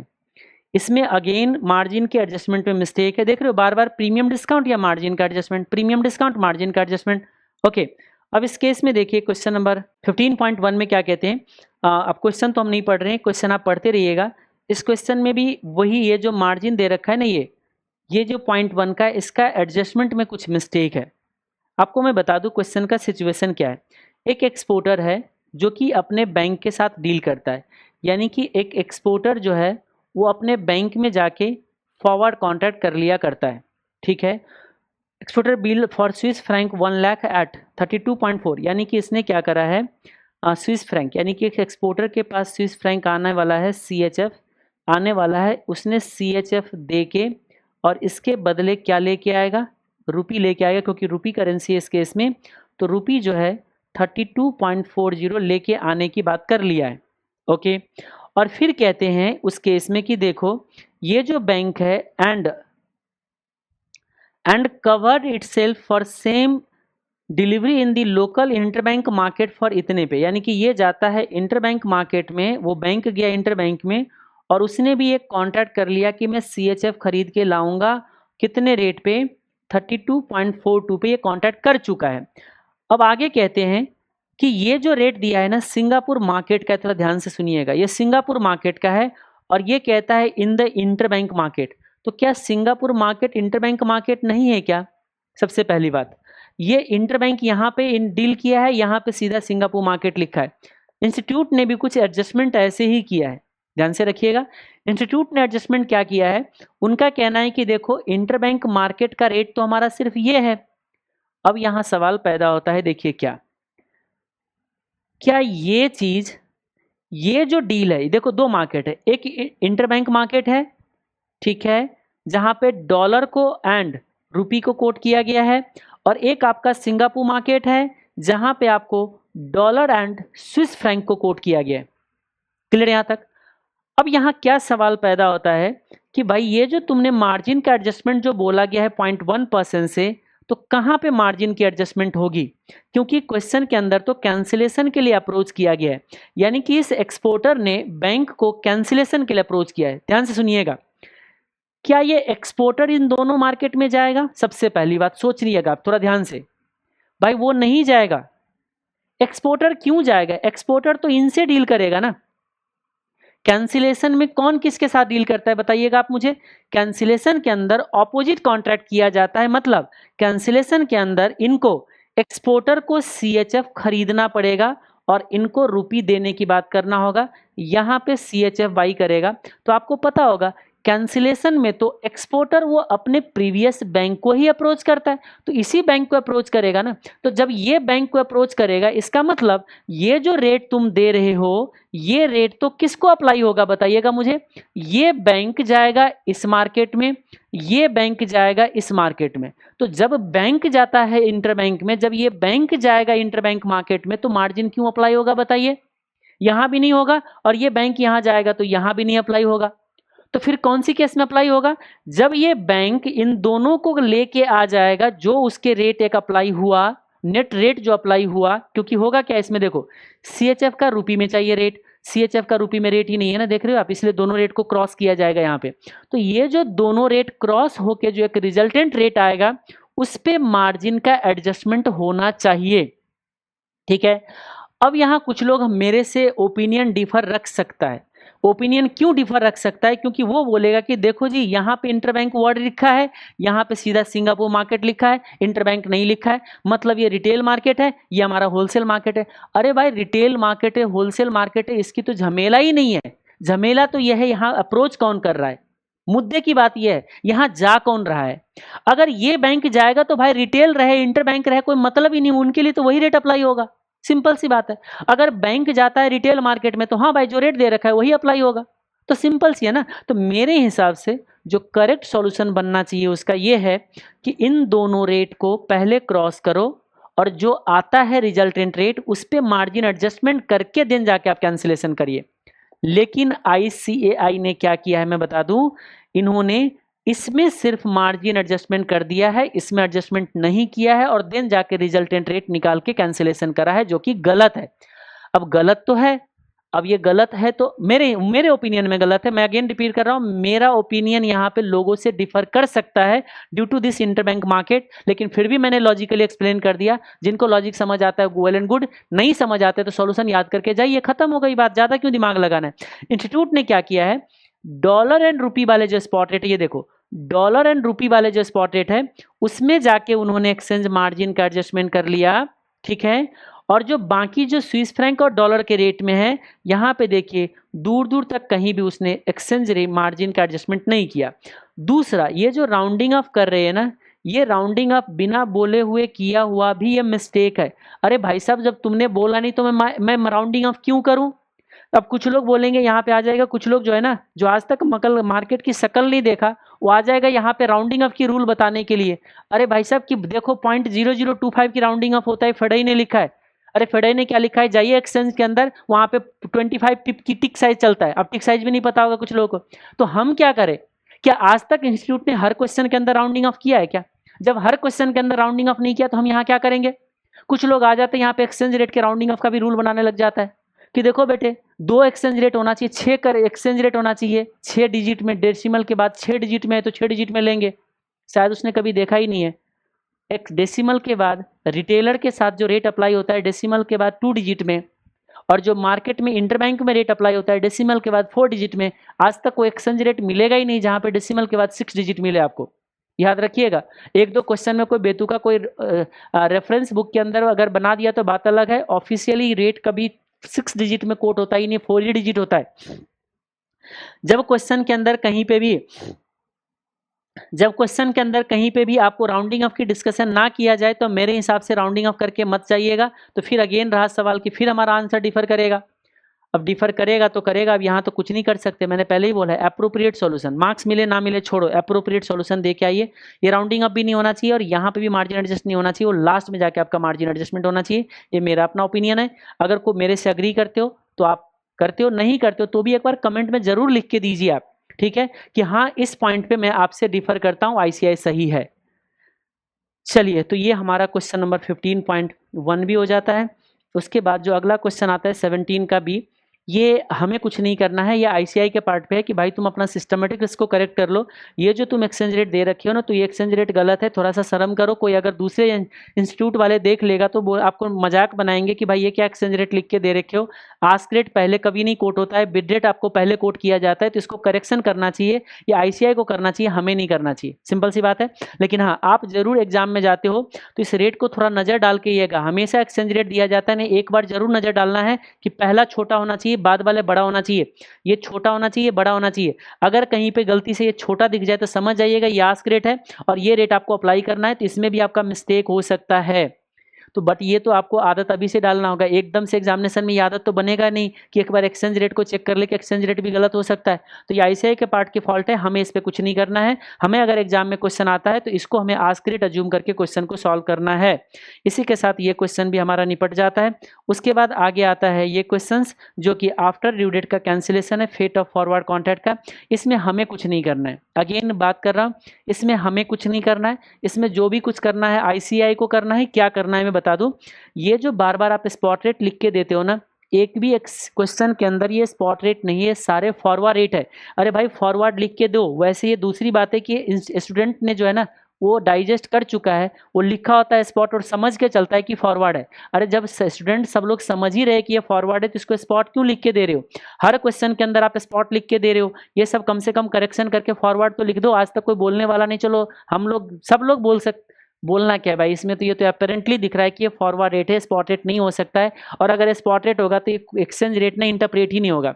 दूसरा, इसमें ध्यान क्या रखना है, याद रखिएगा, आप याद रखना यहाँ पे अगर अप्रैल है ना तो ये मार्च का कोई डेट नहीं बनता है, क्योंकि होता क्या है क्वेश्चन के अंदर जो है ना ये education book the forward contract with bank on 4th, यानी कि 4 जनवरी को कॉन्ट्रैक्ट बुक कर रहा है 4 अप्रैल के लिए। 4 अप्रैल हमारा ड्यू डेट है और ड्यू डेट बीत जाने के बाद अगर आता है तो सोचिएगा, देखो ड्यू डेट से पहले अप्रोच करता तो मार्च हमें समझ आता है, क्योंकि ओरिजिनल क्वेश्चन के अंदर ये मार्च अप्रैल में प्रिंट किया गया है और ये आपको करेक्शन किया हुआ मिलेगा बाद में। अब मेरा क्या मानना रहता है, जिस तरीके से इंस्टीट्यूट का मैंने रवैया देखा है उसमें होता क्या है कि वो क्या करते हैं, करेक्शन तो कर दिया लेकिन जो एग्जामिनर ओल्ड एज वाले एग्जामिनर आया या चलो न्यू एज वाले भी आता है और वो बंदे आ गए जिसको गलती से पुराना सजेस्टेड, क्योंकि होता क्या है जब एग्जामिनर क्वेश्चन सेट कर रहा होता है ना तो पुराना सजेस्टेड उठा लेता है। वो कॉपी पेस्ट करने की आदत है, क्योंकि नए क्वेश्चन बनाएगा तो उसको एफर्ट ज़्यादा लगेगा और उतना एफर्ट उनके पास है ही नहीं जितना पेमेंट मिलता है आईसीआई से। आईसीआई को तो इतना पेमेंट कलेक्शन करके क्या करना है, पॉलिटिक्स करना है। उसको थोड़ा नहीं अपने कोर्स को बढ़िया बनाना है या एग्जामिनर को थोड़ा ज़्यादा दे दे ताकि वो ज़्यादा टाइम स्पेंड करने के लिए वो मोटिवेट हो, वैसा नहीं है। इन लोगों को बस अपना राजनीति करना है। चलिए छोड़ दीजिए, उधर की बहस में ना जाए, पहले हम अपने पार्ट के अनसिस्टमेटिक को करेक्ट करें। तो मैं बता दूं मैंने क्या सोच रहा, मेरा अपना ओपिनियन क्या बनता है कि कोई एग्जामिनर अगर पुराना सजेस्टेड उठाएगा, क्योंकि वो भी ये नहीं पढ़ेगा कि अच्छा ये स्टडी मैट में तो करेक्शन कर लिया, वो पुराना सजेस्टेड सीधा उठा लेगा और उस केस में कॉपी पेस्ट करते टाइम, अभी आप देखना, अभी एक आया है शायद कुछ दिन पहले, इसने कॉपी पेस्ट करके सीधा ये फिर से दोबारा मिस्टेक कॉपी किया था कहीं पे। मैं आपको बता दूं मिस्टेक, हाँ कहीं पे किया है, अब मुझे इतना याद नहीं, फिर उसको मैं बता दूं आपको कि करेक्शन कर लेने के बाद, ये करेक्शन तो सजेस्टेड में ही कर लिया था कि ये सजेस्टेड में बोला कि अप्रैल मार्च नहीं होना चाहिए, अप्रैल होना चाहिए, अप्रैल नहीं होना चाहिए, मई होना चाहिए, लेकिन उसके बाद भी एक बार क्वेश्चन डाला है तो यही लाइन के साथ डाल दिया है। तो मेरा क्या मानना है कि अगर ड्यू डेट से पहले वाले रेट अगर कभी एग्जाम में दिख जाए तो समझ जाना वो मिस्टेक है। भाई अप्रैल का ड्यू डेट है 4 अप्रैल का और ड्यू डेट के बाद अगर अप्रोच कर रहा है तो मार्च का रेट तो कोई मतलब ही नहीं बनता है। तो वैसे ही आपको क्वेश्चन एग्जाम में दिख जाएगा कि ये क्या है, गलत है। उस केस में क्या करना, अगर एग्जाम में ये अप्रैल प्रिंट होके आता है, ये वाले प्रिंट होके अगर गलती से आ गया एग्जाम में, जो कि मैं उम्मीद करता हूं कि नहीं आना चाहिए, ये आना चाहिए, तो उस केस में क्या करना, आप अप्रैल इसको मानना, ये रेट आप एग्जाम में अप्लाई करना, ना कि ये वाले रेट अप्लाई करना। कभी भी खुद से एग्जामिनेशन में क्वेश्चन को गलत बोल के, क्वेश्चन को करेक्शन करके क्वेश्चन सॉल्व करने की गलती मत करना आप। ये मैंने एक पॉइंट बोलने के लिए इस क्वेश्चन को पिक किया। आप ओवर स्मार्ट मत बनना, क्वेश्चन गलत है बोल के खुद से क्वेश्चन को करेक्ट करके कोई भी सॉल्यूशन नहीं देखना। ओवर स्मार्ट बनोगे मार्क्स नहीं मिलेगा। आपको याद होगा अभी कुछ दिन पहले जो Jensen's Sharpe ratio Treynor ratio पे जो क्वेश्चन आया था 2020 में, और आपको याद होगा कि रिस्क फ्री रेट बढ़ा दे दिया और म्यूचुअल फंड का रिटर्न जो कम हो गया, मैक्सिमम बच्चों ने क्वेश्चन को करेक्शन करने लग गए, अपने हिसाब से दिमाग लगाने लग गए कि अच्छा रिस्क फ्री रेट ज़्यादा हो जाएगा तो शार्प रेशियो ट्रेनर रेशियो हमारा निगेटिव आ जाएगा। उस केस में सब ने 50% कर दिया रिस्क फ्री रेट को और शार्प रेशियो ट्रेनर रेशियो निकाल दिया, सबको मार्क्स 0 हो गया। इसीलिए मैं बार बार कहता हूँ क्वेश्चन को करेक्ट करने वाले काम एग्जाम में मत करना। आपको दिख रहा है ना गलत है, तब भी गलत ही सॉल्यूशन दे के आओ, मार्क्स मिलने की पॉसिबिलिटी आपको ज़्यादा है। अगेन बात कर रहा हूँ, डिस्प्यूट तो है, पॉसिबिलिटी तो अभी भी आएगी, बट पॉसिबिलिटी ये है कि गलती करके आओगे तो ज़्यादा मार्क्स मिलने की पॉसिबिलिटी आपको क्या है वहाँ पे ज़्यादा है। ठीक है, तो अगर अप्रैल लिख के आता तो इसको आप अप्रैल का रेट मानना, ना कि करेक्शन करके इसको अप्रैल का रेट मानना। ठीक है, तो ये काम आप करके आओगे। बाकी ये तो इंस्टीट्यूट के पार्ट का है, उसको करेक्शन करने दीजिए। इसमें भी इंस्टीट्यूट के पार्ट पे करेक्शन है, इसको स्पॉट नहीं फॉरवर्ड लिख के देने दीजिए। ठीक है, और हाँ एक और भी बात, ये जो लेट कैंसिलेशन है इसमें हर एक क्वेश्चन को मैंने मॉडिफाई करके दिया है, क्योंकि जो 15 डेज का जो ऑटोमेटिक कैंसिलेशन होता था अब 3 डेज हो गया है, इसलिए 10 सितंबर का अगर ड्यू डेट होगा तो ऑटोमेटिक कैंसिलेशन 13 सितंबर होगा। अगर आपका एग्जाम में क्वेश्चन आएगा तो 20th करके नहीं आएगा, 13 सितंबर करके आएगा। ओके, तो ये भी हमारा हो जाता है। एक क्वेश्चन है क्वेश्चन नंबर 20 का ये, इस क्वेश्चन में देखोगे तो क्या मिस्टेक है बता दूं, इंस्टीट्यूट के सजेस्टेड के अंदर मिस्टेक है, लैगिंग वाले क्वेश्चन है, लीडिंग एंड लैगिंग वाले, जिसमें 1 मंथ का लैग किया जाता है, 1 मंथ का लैग किया जाता है, याद रख लीजिएगा। इसमें एक डिफरेंट टाइप्स के मिस्टेक किया हुआ है आईसीआई ने, बिल्कुल ही डिफरेंट टाइप्स का मिस्टेक किया हुआ है। क्या मिस्टेक से मैं आपको यहाँ पे बता दूं, ये जो आपका दिया गया है, देखिए ये जो आपको दिया गया है, ये सबको पता है कि 2 मंथ का ये स्वैप पॉइंट है। अगर 2 मंथ का स्वैप पॉइंट है तो आप मुझे बताइएगा, अगर ये स्वैप पॉइंट है हमारा इंक्रीजिंग ऑर्डर में है तो हमारे को फॉरवर्ड रेट कैसे निकालना चाहिए। चलो मैं 3 मंथ वाले निकालूं, अगर 3 मंथ का फॉरवर्ड रेट अगर हमें निकालना होगा तो हम क्या करेंगे पता है, पहले स्पॉट रेट लेंगे। स्पॉट रेट हमारा हो जाएगा $1 इक्वल टू रूपी, $1 इक्वल टू रूपी कितना होगा, पहले स्पॉट रेट लेना है आपको 40, इसको कैलकुलेशन करके दिखाना पड़ेगा तभी आपको मिस्टेक जाके पता चलेगा, नहीं तो पता नहीं चलेगा आपको। और ये है इंक्रीजिंग ऑर्डर में है तो प्रीमियम हमें ऐड करना पड़ेगा, हमने ऐड कर दिया 0.40 और ये ऐड हो गया प्लस 0.45। तो उस केस में आपका जो ये रेट बनना चाहिए ये आना चाहिए 48.90 और ये आना चाहिए 49 ठीक है 15। ये 2 रेट होना चाहिए। क्या इसमें किसी को कोई डाउट है? मेरे हिसाब से किसी को कोई डाउट नहीं होगा और यही इसका सॉल्यूशन है, करेक्ट सॉल्यूशन है, क्योंकि इसमें स्वैप पॉइंट तो लिख के ही दे रखा है। बट आईसीएआई ने सजेस्टेड के अंदर, ये खास करके मैं बता दूं, ये 9.84 पे स्टडी मैट के अंदर क्वेश्चन नंबर 43 जो है, ये स्टडी मैट में पहले ही बोला है कि हमारे पास जो सबसे लेटेस्ट सॉल्यूशन जो अवेलेबल है वो 2021 अक्टूबर में इशू किया गया स्टडी मैट है। तो मैंने उसी को बेस बनाया है यहाँ पे, ठीक है, उसी को मैंने बेस बनाया है यहाँ पे। तो ये आप उसमें जाके चेक कर सकते हो। तो और यही सॉल्यूशन जो है सजेस्टेड में भी था और बाकी जहाँ पे भी दिया गया ये एग्जैक्टली सेम सॉल्यूशन आया हुआ है। अब यहाँ पे क्या होता है देखिएगा, यहाँ पे आईसीआई ने जो अपना सॉल्यूशन दिया है उसने बोला है कि देखो 3 मंथ का जो फॉरवर्ड रेट है ना वो $1 इक्वल टू रूपी। ये आज तक का ऐसा कोई इंटरप्रिटेशन नहीं था, कहते देखो डायरेक्ट कोट है, ये डायरेक्टली ऐसे कोट करके दिया है 48 पॉइंट, ये जो 50 था ना, 50 की जगह ये 40 है और 70 की जगह ये 45 है। अरे वाह, बहुत कमाल कर दिया इंस्टीट्यूट ने। तो 48.40 एंड 48.45 ये इंटरप्रिटेशन लेके इंस्टीट्यूट ने जो है क्वेश्चन को सॉल्व किया है। तो अब मैं बोलता हूँ कि वैसे भी ये क्वेश्चन ड्यू हो चुका है, एग्जाम में दिखेगा बहुत जल्दी। ये 1 मंथ के लैगिंग वाले क्वेश्चन जो है बहुत जल्दी आपको एग्जाम में दिखेगा, जो मेरे अंदर से एक आवाज़ आ रहे हैं। और ये क्वेश्चन अगर एग्जाम में आए तो आपके लिए मुसीबत आपके सामने खड़े हो गए। मुसीबत क्यों खड़े हो गए? क्योंकि सजेस्टेड जो दे रखा है वो ये इंटरप्रिटेशन के साथ सॉल्यूशन वैसे याद रखिएगा, ये जो है ना ये उसने एडमिट किया है कि ये भी कर सकते हैं। ये मैं पहले नोट पढ़ा दूं, नहीं तो कुछ लोग पहले भटक जाएंगे कहीं। देखिए, in this question it has not been clearly mention that whether quotes given for 2 and 3 month in points term are premium point और डायरेक्ट कोट। अरे भाई, पॉइंट्स जहां भी लिखा जाता है वो हमेशा आपका स्वैप पॉइंट ही है।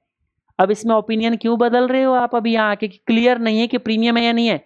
स्वैप पॉइंट में क्या प्रीमियम वर्ड लिख के देते हो? कभी सीधा लिख के देते हो पॉइंट है ये हमारा। इंक्रीजिंग ऑर्डर आती है हमें पता चल जाता है। कोई भी क्वेश्चन में आज तक अभी आपने ये डायरेक्ट कोट करके या ऐसा कभी इंटरप्रिटेशन नहीं लिए हो। ये तीसरे दुनिया पे जाके इंटरप्रिटेशन क्यों ले रहे हो?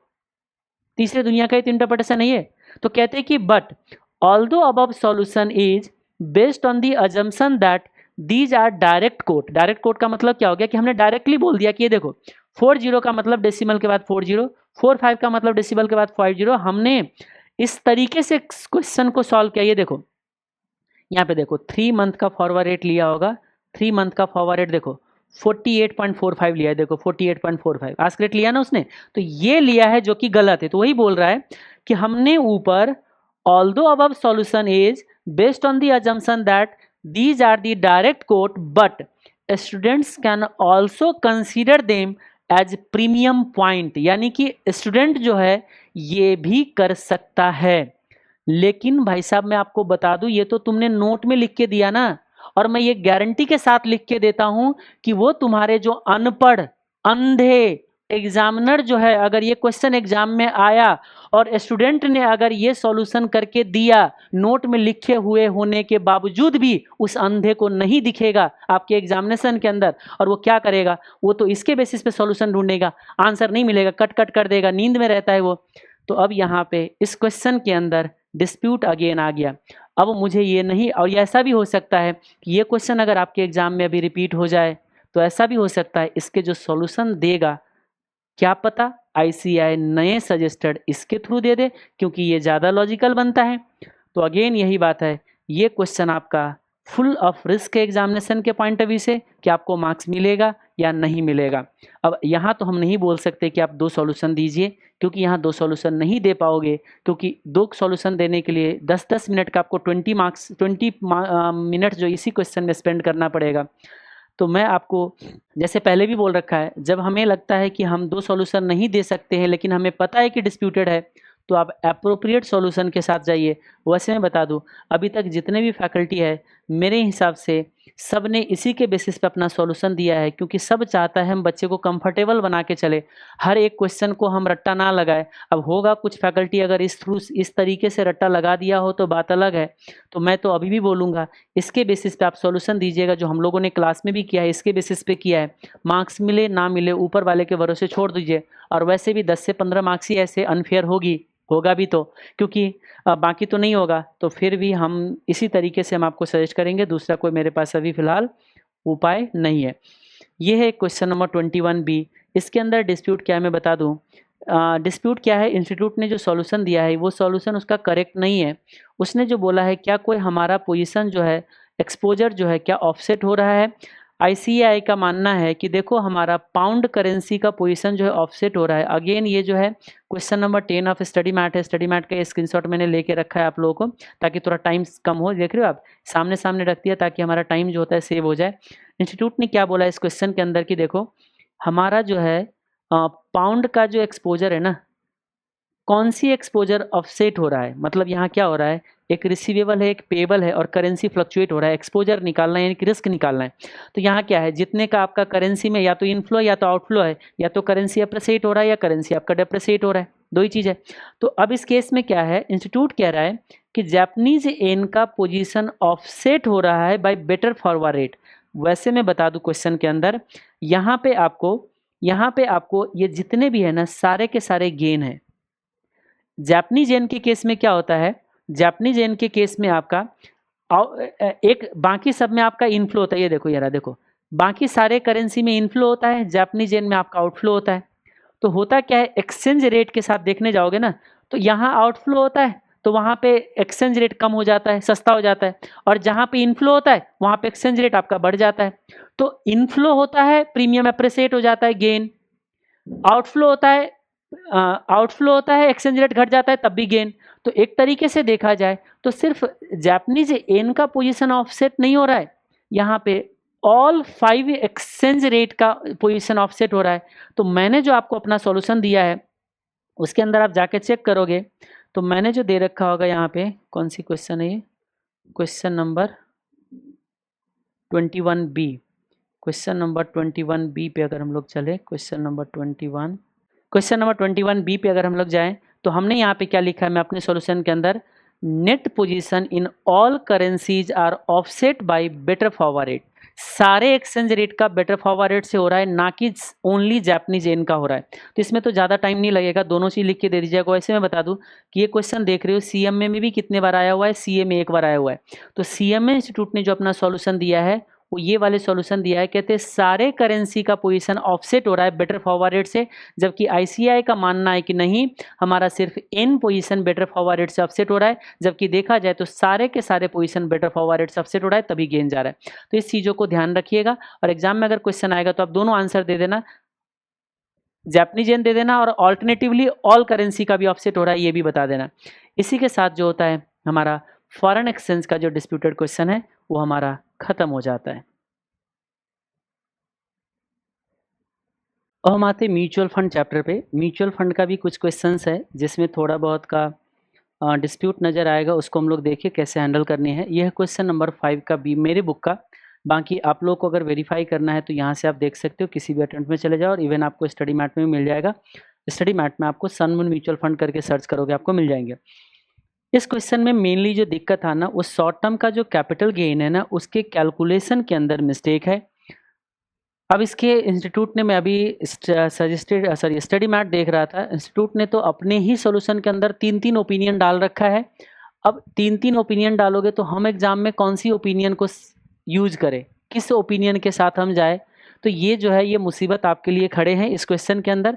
यानी कि ये क्वेश्चन भी आपका रिस्की बन जाता है, एग्जाम में मार्क्स मिलेगा नहीं मिलेगा उसकी पॉसिबिलिटी थोड़ा कम बन जाता है। तो देखिए इसमें क्या है, इसका सॉल्यूशन जो है स्टडी मैट का, खास करके क्योंकि हमारे पास रिसेंट जो स्टडी मैट है अक्टूबर 2021 वाले, तो मैंने उसी का स्क्रीन शॉट लेके यहाँ पे रखा हुआ है ताकि थोड़ा सा टाइम सेव हो जाए। आप लोग चेक कर सकते हो, ये आपका क्वेश्चन नंबर 17 म्यूचुअल फंड का मिलेगा। अब पेज नंबर जितना भी होगा आप लोग यहाँ चेक कर सकते हो, 7.40 के आसपास 7.40 है, तो 7.309 पे ये आपका होगा। इसमें जो दिक्कत है ना कैपिटल गेन के कैलकुलेशन में, आपको मैं पहले अगर ऐसे ही बात करूँ कि कैपिटल गेन कैसे कैलकुलेट होता है, देखिए इनकम टैक्स एक्ट कहता है कि जो आपका कैपिटल गेन निकाले जाएंगे उसके अंदर सेल वैल्यू में से एसटीटी माइनस नहीं करना है, ना आपको परचेज वैल्यू पे सिक्योरिटी ट्रांजैक्शन टैक्स आपको ऐड करना है। अब क्या होता है, डिविडेंड डिस्ट्रीब्यूशन प्लान के अंदर आपको पता होता है कि जो यूनिट्स आपको दिए जाते हैं वो यूनिट्स का वैल्यू कितना है, इसीलिए उसका कॉस्ट ऑफ एक्विजिशन हमें मालूम है। लेकिन उसके बावजूद भी इंस्टीट्यूट यहाँ पे दो तीन डिफरेंट ओपिनियन लेके चलता है। हम देखते हैं क्या इसके अंदर। तो आप मुझे बताइए, आपको याद होगा कि इसके अंदर जो कैपिटल गेन निकालते हैं हम लोग, तो पहले देखते हैं कि शॉर्ट टर्म का यूनिट्स हमारा कौन है, उसमें हम लोग ये चेक करते हैं। मैं अपना भी तब तक सॉल्यूशन ओपन कर लेता हूं ताकि आप लोगों को जो होगा मैं दोनों चीज़ों को लिंक करके बता दूं कि हमें अप्रोप्रिएट क्या बनता है, हमें क्या करना चाहिए और फिर उसके बाद क्या है। ओके, ये क्वेश्चन नंबर 5 का भी ठीक है, हम इधर भी ओपन कर लेते हैं, इधर भी बात करते। देखिए ये जो लास्ट में जो आपको 24 मार्च को जो इशू किया गया है ना, ये 40% का पे आउट है, यूनिट्स ये है, ये जो ना आपका short term capital gain generate करता है, क्योंकि ये इसका लाइफ जो होता है लेस देन 1 ईयर हो जाता है। तो इसकी जो शॉर्ट टर्म कैपिटल गेन की जो कैलकुलेशन है ना, उसी में जो भी डिस्प्यूट है सारा डिस्प्यूट है। अब कैपिटल गेन जब निकालोगे तो देखिए इसका कॉस्ट ऑफ एक्विजिशन ये आता है, इनकम टैक्स एक्ट कहता है कि इस पे आपको एसटीटी ऐड नहीं करना है, ठीक है, नहीं ऐड करेंगे। और जितने पे सेल करोगे उसमें भी आपको एसटीटी माइनस नहीं करना है, ये इनकम टैक्स एक्ट कहता है आपका।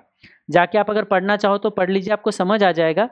ये जो आपका इस दिन पे जो यूनिट्स इशू किया गया था उसको हम लोग इतने पे रिडीम करेंगे, तो हमारा सेल वैल्यू जो आना चाहिए ना 53.75 माइनस 48.10, जो इसका जो अप्रोप्रिएट सॉल्यूशन बनता है ना वो ये बनता है कि देखिए आपका जो 53.75 माइनस 48.10, क्योंकि जब डिविडेंड को री इन्वेस्ट किया गया है तो हमें मालूम है कि इस रेट पे हमें री इन्वेस्टमेंट हुई है, तो आपका कैपिटल गेन जो होगा पूरे एनएवी माइनस परचेज का एनएवी, ये होना चाहिए, ये अप्रोप्रिएट है जो मुझे लगता है।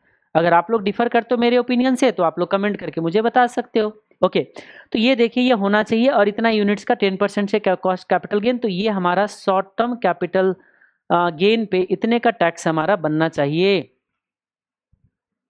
एसटीसीजी नहीं है, टैक्स ऑन एसटीसीजी है, ये गलती से हमने लिख दिया है, ये है आपका tax on STCG on something unit, ठीक है। चलिए तो वापस आइए, इंस्टीट्यूट ने जो किया यहाँ पे उसने क्या बोला, बोलने के लिए उन्होंने भी बोला कि देखिए सबसे पहले आ जाइए, उन्होंने कैपिटल गेन निकाला कैसे, देखो ये माइनस ये, देखो थोड़ा सा डिफरेंस है, 53.75 माइनस 48 होना चाहिए, बट उन्होंने 53.75 ना लेके 53.64 ले रहे हैं, और यहाँ पे कुछ स्टार लगा रहे हैं, और स्टार का मतलब कहता है कि हमने कुछ एसटीटी को माइनस किया है, यानी कि आपने 53.75 की जगह आपने 0.2% का एसटीटी को माइनस करके यहाँ पे सेल वैल्यू आपने लिया है। तो बोलोगे सर आपका तो सॉल्यूशन गलत हो गया। मैं पहले ही बोल रहा हूँ मेरा सॉल्यूशन गलत नहीं, मेरा सॉल्यूशन एप्रोप्रिएट है, क्योंकि इनकम टैक्स एक्ट यही कहता है, और उन्होंने भी अपने इस नोट के अंदर ये लिख के दिया है। ये देखिए ये आपका पेज नंबर 7.41 आपका स्टडी मैट के अंदर ये कुछ नोट लिख के दिया है। Alternatively figure of star and this sign, ये जो स्टार वाले फिगर कौन सी है, पूरे क्वेश्चन के अंदर देखोगे तो स्टार से इसको डिनोट किया है। तो अभी हम स्टार पे रहे थोड़ा देर के लिए, तो कहते हैं ये जो हमने स्टार पे जो फिगर किया था can be taken as without net of tax, without net of tax, यानी कि उसमें से एसटीटी माइनस नहीं करना है, और एसटीटी अगर माइनस नहीं करोगे तो यहां आ जाओगे। तो अगेन रिपीट कर रहा हूं, इंस्टीट्यूट 2-3 ओपिनियन रखता है। बोलोगे सर इंस्टीट्यूट 2-3 ओपिनियन क्यों रखता है, अरे कॉपी पेस्ट चलता है, 2-2 3-3 4-4 बार इंस्टीट्यूट क्या करते हैं, सॉल्यूशन को बदलते हैं, एक बार आता है एक दूसरा एग्जामिनर, उसने अपना ओपिनियन दे दिया, उसके हिसाब से सॉल्यूशन मॉडिफाई कर दिया, एक दूसरा आया उसके हिसाब से सॉल्यूशन मॉडिफाई कर दिया, तीसरा आ गया उसके हिसाब से सॉल्यूशन मॉडिफाई कर दिया, क्योंकि खुद में तो कॉन्फिडेंस है ही नहीं ना बोर्ड ऑफ स्टडीज में जो बैठे हुए फैकल्टीज है। अरे भाई तुम्हारे को अपने आप में कॉन्फिडेंस रहेगा तभी तो करेक्ट लेके आओगे, और कोई भी बोलेगा तो उसकी बात तो गलत हो जाएगा, पहले ये करेक्ट करे तो पहिए। लेकिन होता क्या है यहाँ पे, बस कॉपी पेस्ट की वजह से इतने सारे सॉल्यूशन आ जाता है। यहाँ देखो क्लियरली क्या लिख के दिया है, because as per the proviso 5 of the section 48 of income tax act no deduction of STT shall be allowed, क्योंकि वहां पे क्लियरली बोला है एसटीटी नहीं अलाउड होगा। और फिर कुछ लोग बोलेंगे सर हमने टैक्स में पढ़ा है एसटीटी अलाउड होता है। एसटीटी बिजनेस के लिए अलाउड होता है, कैपिटल गेन में अलाउड नहीं होता है। अगर कोई कॉल पुट ट्रेड करता है, फ्यूचर ट्रेड करता है, तो वहां पे डेरिवेटिव में ट्रेड करना उन्होंने अज्यूम किया हुआ है कि ये बिजनेस है, और बिजनेस में एसटीटी अलाउड होता है क्योंकि वो बिजनेस का खर्चा है। लेकिन कैपिटल गेन निकालने के लिए एसटीटी अलाउड नहीं है। तो उन्हें बोला है कि no deduction shall be allowed in computation of the capital gain. इसका मतलब जब तुम कहते हो कि अलाउड नहीं है तो भाई करेक्ट सॉल्यूशन ले लो ना। तुमने अभी तो सजेस्ट क्या कहते हैं स्टडी मैट रिवाइज किए हो, तो जब कहते हो कि अलाउड नहीं है तो तुम माइनस क्यों कर रहे हो बताओ मुझे? क्योंकि स्टार्टिंग के ओरिजिनल सॉल्यूशन में डाल दिया गया था तो ले लिया, दूसरा नो ऑब्जेक्शन लिख लिया। अब आप मुझे बताओ, हम एग्जाम में बैठे तो क्या हम इसमें से एसटीटी माइनस कर दें ये वाले सॉल्यूशन, या ये हम कर ले? दोनों में रिस्क है, हमें क्या पता अगला सजेस्टेड किस बेसिस पे आएगा। समझ में आ गया बात? ओके तो ये आप पे कॉल है, तो मैं हमेशा बोलूंगा कि जहां पे 2-3 ओपिनियन बनता है हमेशा अप्रोप्रिएट सॉल्यूशन के साथ जाइए। तो ये मत लीजिएगा, आप ये लीजिएगा क्योंकि ये अलाउड नहीं है। अब आती है सवाल कॉस्ट ऑफ एक्विजिशन की। कॉस्ट ऑफ एक्विजिशन की, इसके लिए थोड़ा सा मैं होल्ड करता हूं, क्या करना चाहिए। अभी यहाँ पे देख रहे हो ये साइन जो दे रखा है ना इन्होंने, इस साइन के लिए कुछ नीचे उन्होंने आइडेंटिफाई करा है, उसको हम बाद में देखते हैं। आते अब दूसरे केस में, ये था डिविडेंड री इन्वेस्टमेंट प्लान। डिविडेंड री इन्वेस्टमेंट प्लान में हमें पता होता है कि ये जो यूनिट्स हमें मिला है ना कैपिटल गेन वाले, ये यूनिट्स कितने रेट पे इशू किया गया है। देखो जिस रेट पे इशू किया गया वो रेट हमें पहले से पता होता है। ये रेट जब हमें मालूम है तो क्या कॉस्ट ऑफ एक्विजिशन मालूम नहीं है। लेकिन जब यही बोनस में जाते हैं हम लोग, तो बोनस में कभी भी आपको कॉस्ट ऑफ एक्विजिशन नहीं पता होता, याद रखिएगा। जब हम बोनस इशू में जाते हैं तो हमें कॉस्ट ऑफ एक्विजिशन नहीं पता होता है। तो ये देखिए, जब बोनस में हमने टैक्स ऑन कैपिटल गेन निकाला है, जब हमने टैक्स ऑन एसटीसीजी ऑन इतना यूनिट्स निकाला है हमने अगर यहाँ पे, तो ये देखो मैंने ये लिया है सेल वैल्यू। सेल वैल्यू कौन सी? जितने पे आपने रिडीम किया है बोनस प्लान का, ये प्लान बी बोनस है 22.98, ठीक है। माइनस किया है मैंने 0 और नीचे लिखा भी है as per income tax act cost of acquisition of bonus unit is nil. अरे भाई कॉस्ट ऑफ एक्विजिशन जब बोनस का नील होता है तो हम नील ही लेंगे ना। इसके लिए कहाँ से ले आओगे आप? प्राइस बताइएगा। किसी प्राइस पे इशू किया जाता है क्या बोनस? बिल्कुल नहीं। बोनस का तो एक रेशियो होता है भाई, इस रेशियो पे इशू कर रहा है। बताओ कहीं पे प्राइस पता चला है कितने प्राइस पे आपने बोनस इशू किया है? और जब आपको पता नहीं चल रहा है तो कॉस्ट लेने का मतलब ही नहीं, इनकम टैक्स एक्ट कहता है। अब यहाँ पे देखिए इंस्टीट्यूट ने जो सॉल्यूशन दिया है अपने बोनस प्लान का, ये देखो यहाँ पे जो बोनस प्लान के अंदर जो सॉल्यूशन दिया है उसके अंदर भी माइनस करा है। और एक तो ये तो ले ही लिया उसने, ये तो ले ही लिया। ये देखो ये साइन में बोला था क्या कि हमने देखो यहाँ पे कि हमने एसटीटी माइनस किया है, और फिर नीचे नोट लिख दिया कि अच्छा विदाउट टैक्स भी ले सकते थे। चलो ये तो झमेला हमारा क्लियर हो गया।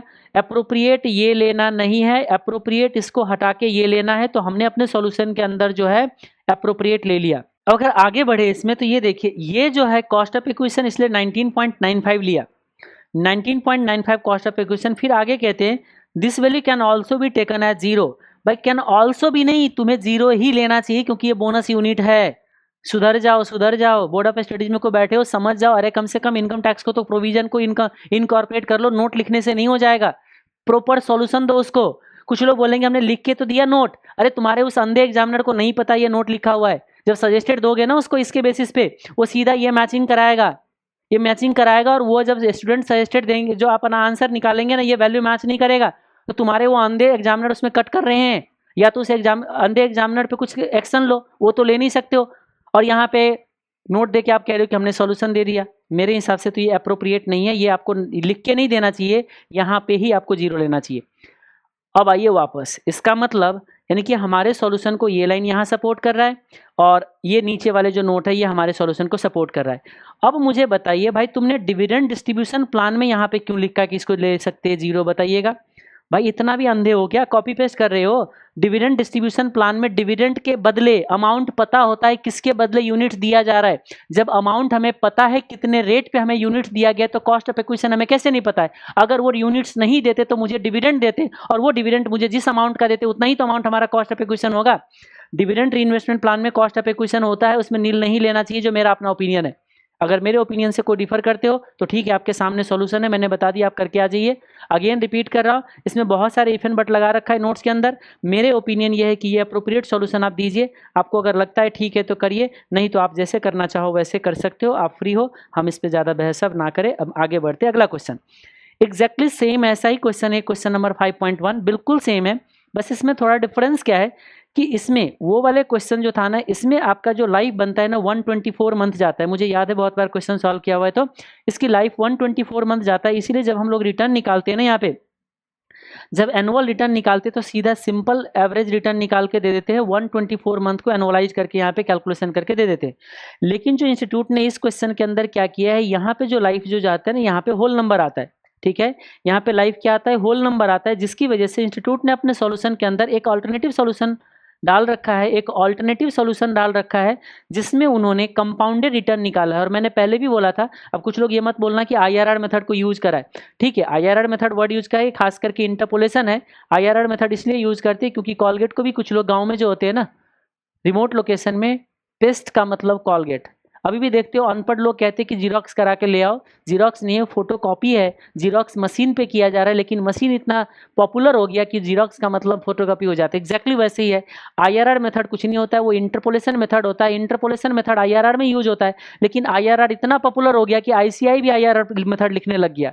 वो आईसीआई ने नहीं लिखा है, वही जो बिना लॉजिक के साथ आईआरआर मेथड पढ़ के अगर आएगा, टीचर उसको आईआरआर मेथड पढ़ाया है, तो वो स्टूडेंट भी तो आईआरआर मेथड ही पढ़ के आया है, तो क्वेश्चन के अंदर भी आईआरआर मेथड लिख देता है।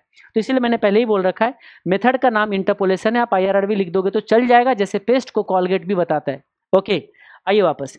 तो ये आपको कंपाउंडेड रिटर्न निकाला है, लेकिन वो अल्टरनेटिव सॉल्यूशन दिया है। मैं अगेन अभी रिपीट करूंगा, आप सिंपल रिटर्न निकाल के दे दीजिए, इफेक्टिव निकालने की कोई जरूरत नहीं है, क्योंकि अभी तक किसी भी क्वेश्चन में हमने कैलकुलेट नहीं किया। लेकिन अगर कोई कैलकुलेशन करना चाहो तो कर सकते हो कंपाउंडेड रिटर्न निकाल के। लेकिन इस केस में जब कंपाउंडेड कोई रिटर्न निकालोगे ना, तो उसको कंपाउंडेड रिटर्न निकालने के लिए जो है ये आपको आप देख सकते हो कंपाउंडेड रिटर्न निकाल लीजिए, बट मैं तो आपको सजेस्ट करता हूँ कंपाउंडेड रिटर्न निकालने की जरूरत इसमें नहीं है। एक और क्वेश्चन है म्यूचुअल फंड में, जिसमें थोड़ा सा आपको प्रॉब्लम नजर आएगा, जो मेरे नज़र से, मेरे ओपिनियन से एक चार्टर्ड अकाउंटेंट वाले क्वेश्चन है, जिसमें आपके क्वेश्चन की बैकग्राउंड बता दूं। एक चार्टर्ड अकाउंटेंट अभी दो काम करता है, एक चार्टर्ड अकाउंटेंट अभी दो काम करता है, जैसे मैं दो काम करता हूँ। एक, मैं अपने प्रोफेशन में हूँ, दूसरा मैं अपने स्टॉक मार्केट का पोर्टफोलियो को भी मैनेज करता हूँ। थोड़ा बहुत टाइम मेरा भी पोर्टफोलियो स्टॉक मार्केट में भी चला जाता है।